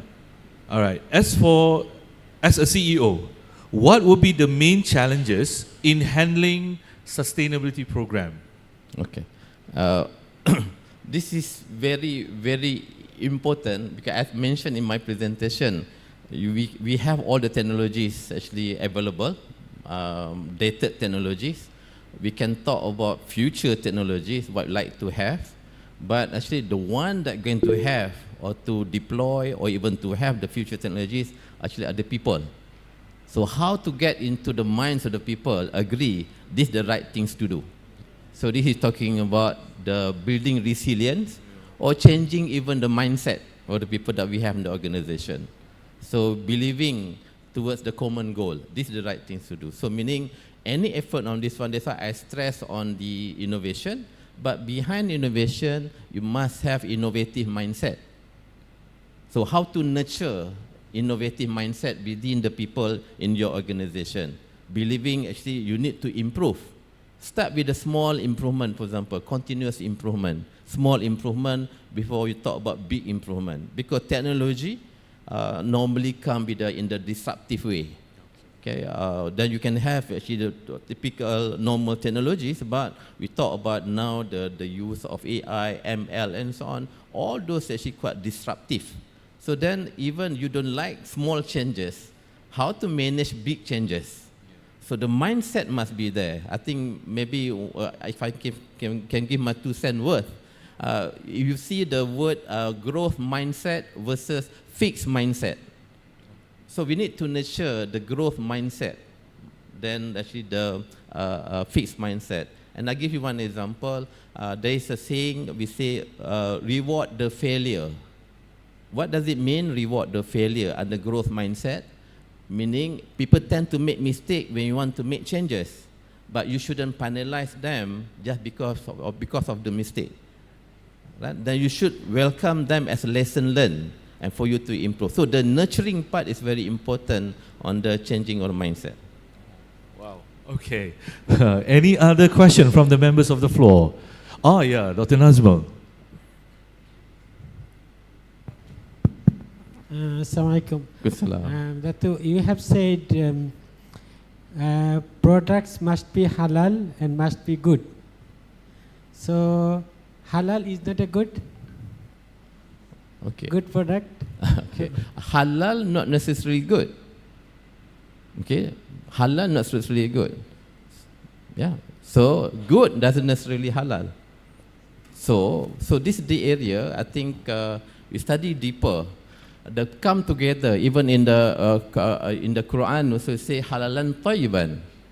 So you need to have this permissible, what be permissible, and it must be good. So this is good actually. For example, in the country we have food safety. Yeah, why actually food safety is very important, but that doesn't mean necessarily halal. Food safety. Okay, then when you have halal, then this is the halal certification, not halal. Then actually, then guarantee is good, because this halal certification emphasize tayyiban side, the tayyiban side. So that's why we say, okay, why I'm Muslim, what I prepare should be halal, then it should be halal. Then why we require halal certification or halal certified product? Because the process determine that is halal and also good.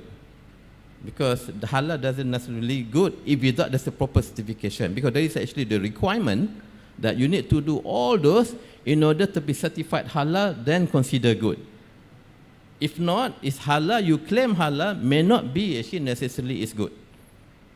Yeah. So I think you can read under halal assurance system, you can go deeper, then you can see actually what I meant. And we can discuss actually offline in terms of the issues and so on. Dato, there are some, I just given the interpretation. Nowadays, the most recent ulama, they given the interpretation based on the Makasih Sharia. And all the permissible product that Allah given the permissibility, which is halal and which is good for everyone. Yeah. So there are actually in Sharia, I'm not sure, but maybe we can go later on the deeper. Based on the Makasih Sharia, all halal are good, but yes, I agree with you, good are not all halal. So maybe you can see later on the deeper side of all halal are good or not. Thank you. So same thing, under Makasih Sharia, all this Malaysian standard, MS standard for halal, you can talk about MS 1500, you can talk about MS 2400, even this Malaysian standard halal actually being adopted by SMIC for OIC countries, GCC countries and so on. So these are all based on Makasih Sharia. But the advancement that I mentioned in the slide, for example, for GMO-based product, GMO product, cultured meat, even actually the fatwa are yet to come, because they have to study actually holistically in terms of the process, the source, the process, all those items that to determine whether it's halal or not. So see, this is the area we're talking about, the deeper part of must be halalan and tayyiban, and that's why we venture into this digital aspect, in order to make sure that actually we provide this benefit to mankind, because we know from religious standpoint, we make dua, for example, then we hope dua actually to be accepted. But the prerequisite for dua, you must actually consume halal things. You must have halal things in you, or then you can have this actually your dua to be accepted. But for beyond religious reason, now halal itself it's a major economy. It's a major economy, meaning people trade halal or go for halal requirement for economic reasons. So that's the area I think further discussion and so on need to have, and we are offering solution how to enhance the integrity and reduce the opacity, because lack of transparency, for example, your supply chain. Okay, you have, for example, a supply chain, but this supply chain of raw material, it's not certified halal. Is it halal or not halal? But under certification process, it's actually no longer halal. But actually from halal point of view, not certified halal, it's still halal because there is a supply chain that you know, your person, but the only thing, that supply chain, actually a supplier, is not certified halal. So since the requirement for halal certification is very, I would say, very strict, you have to ensure all your ingredients are actually certified halal to come up with a very clear, traceable, good supply chain.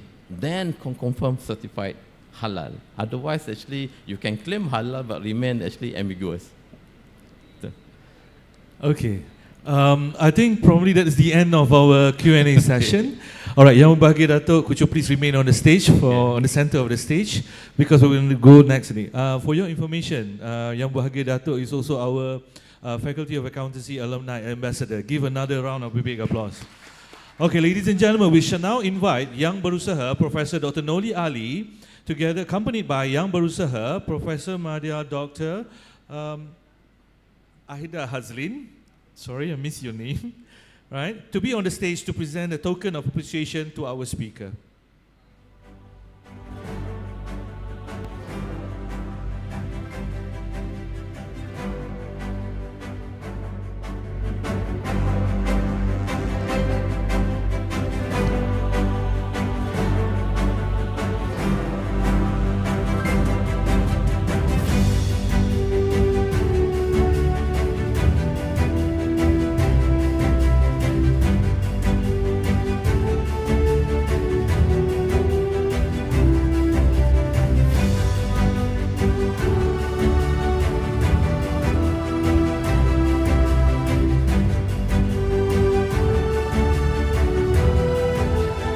Thank you Yang Berbahagia Datuk, Profesor Dr. Noli Ali dan Profesor Madya Dr. Aida Hazlin.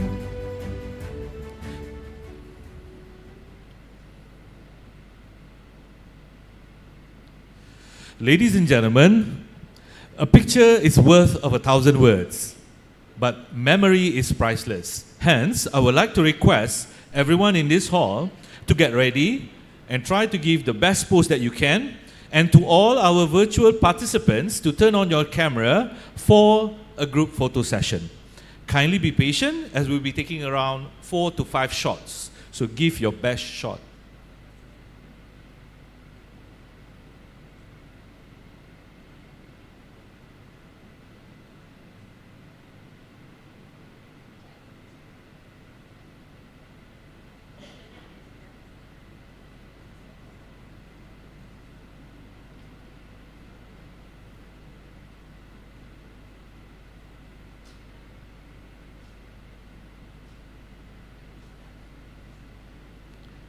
Okay, for virtual participants, are you ready?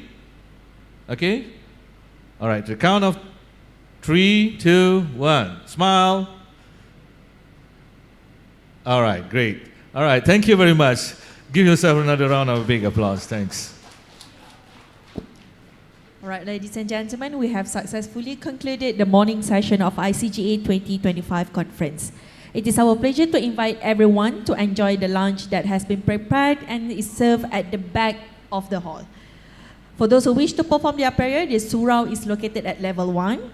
And kindly be reminded to return to the parallel session 1, physical, which will be promptly begin at 2:15 p.m.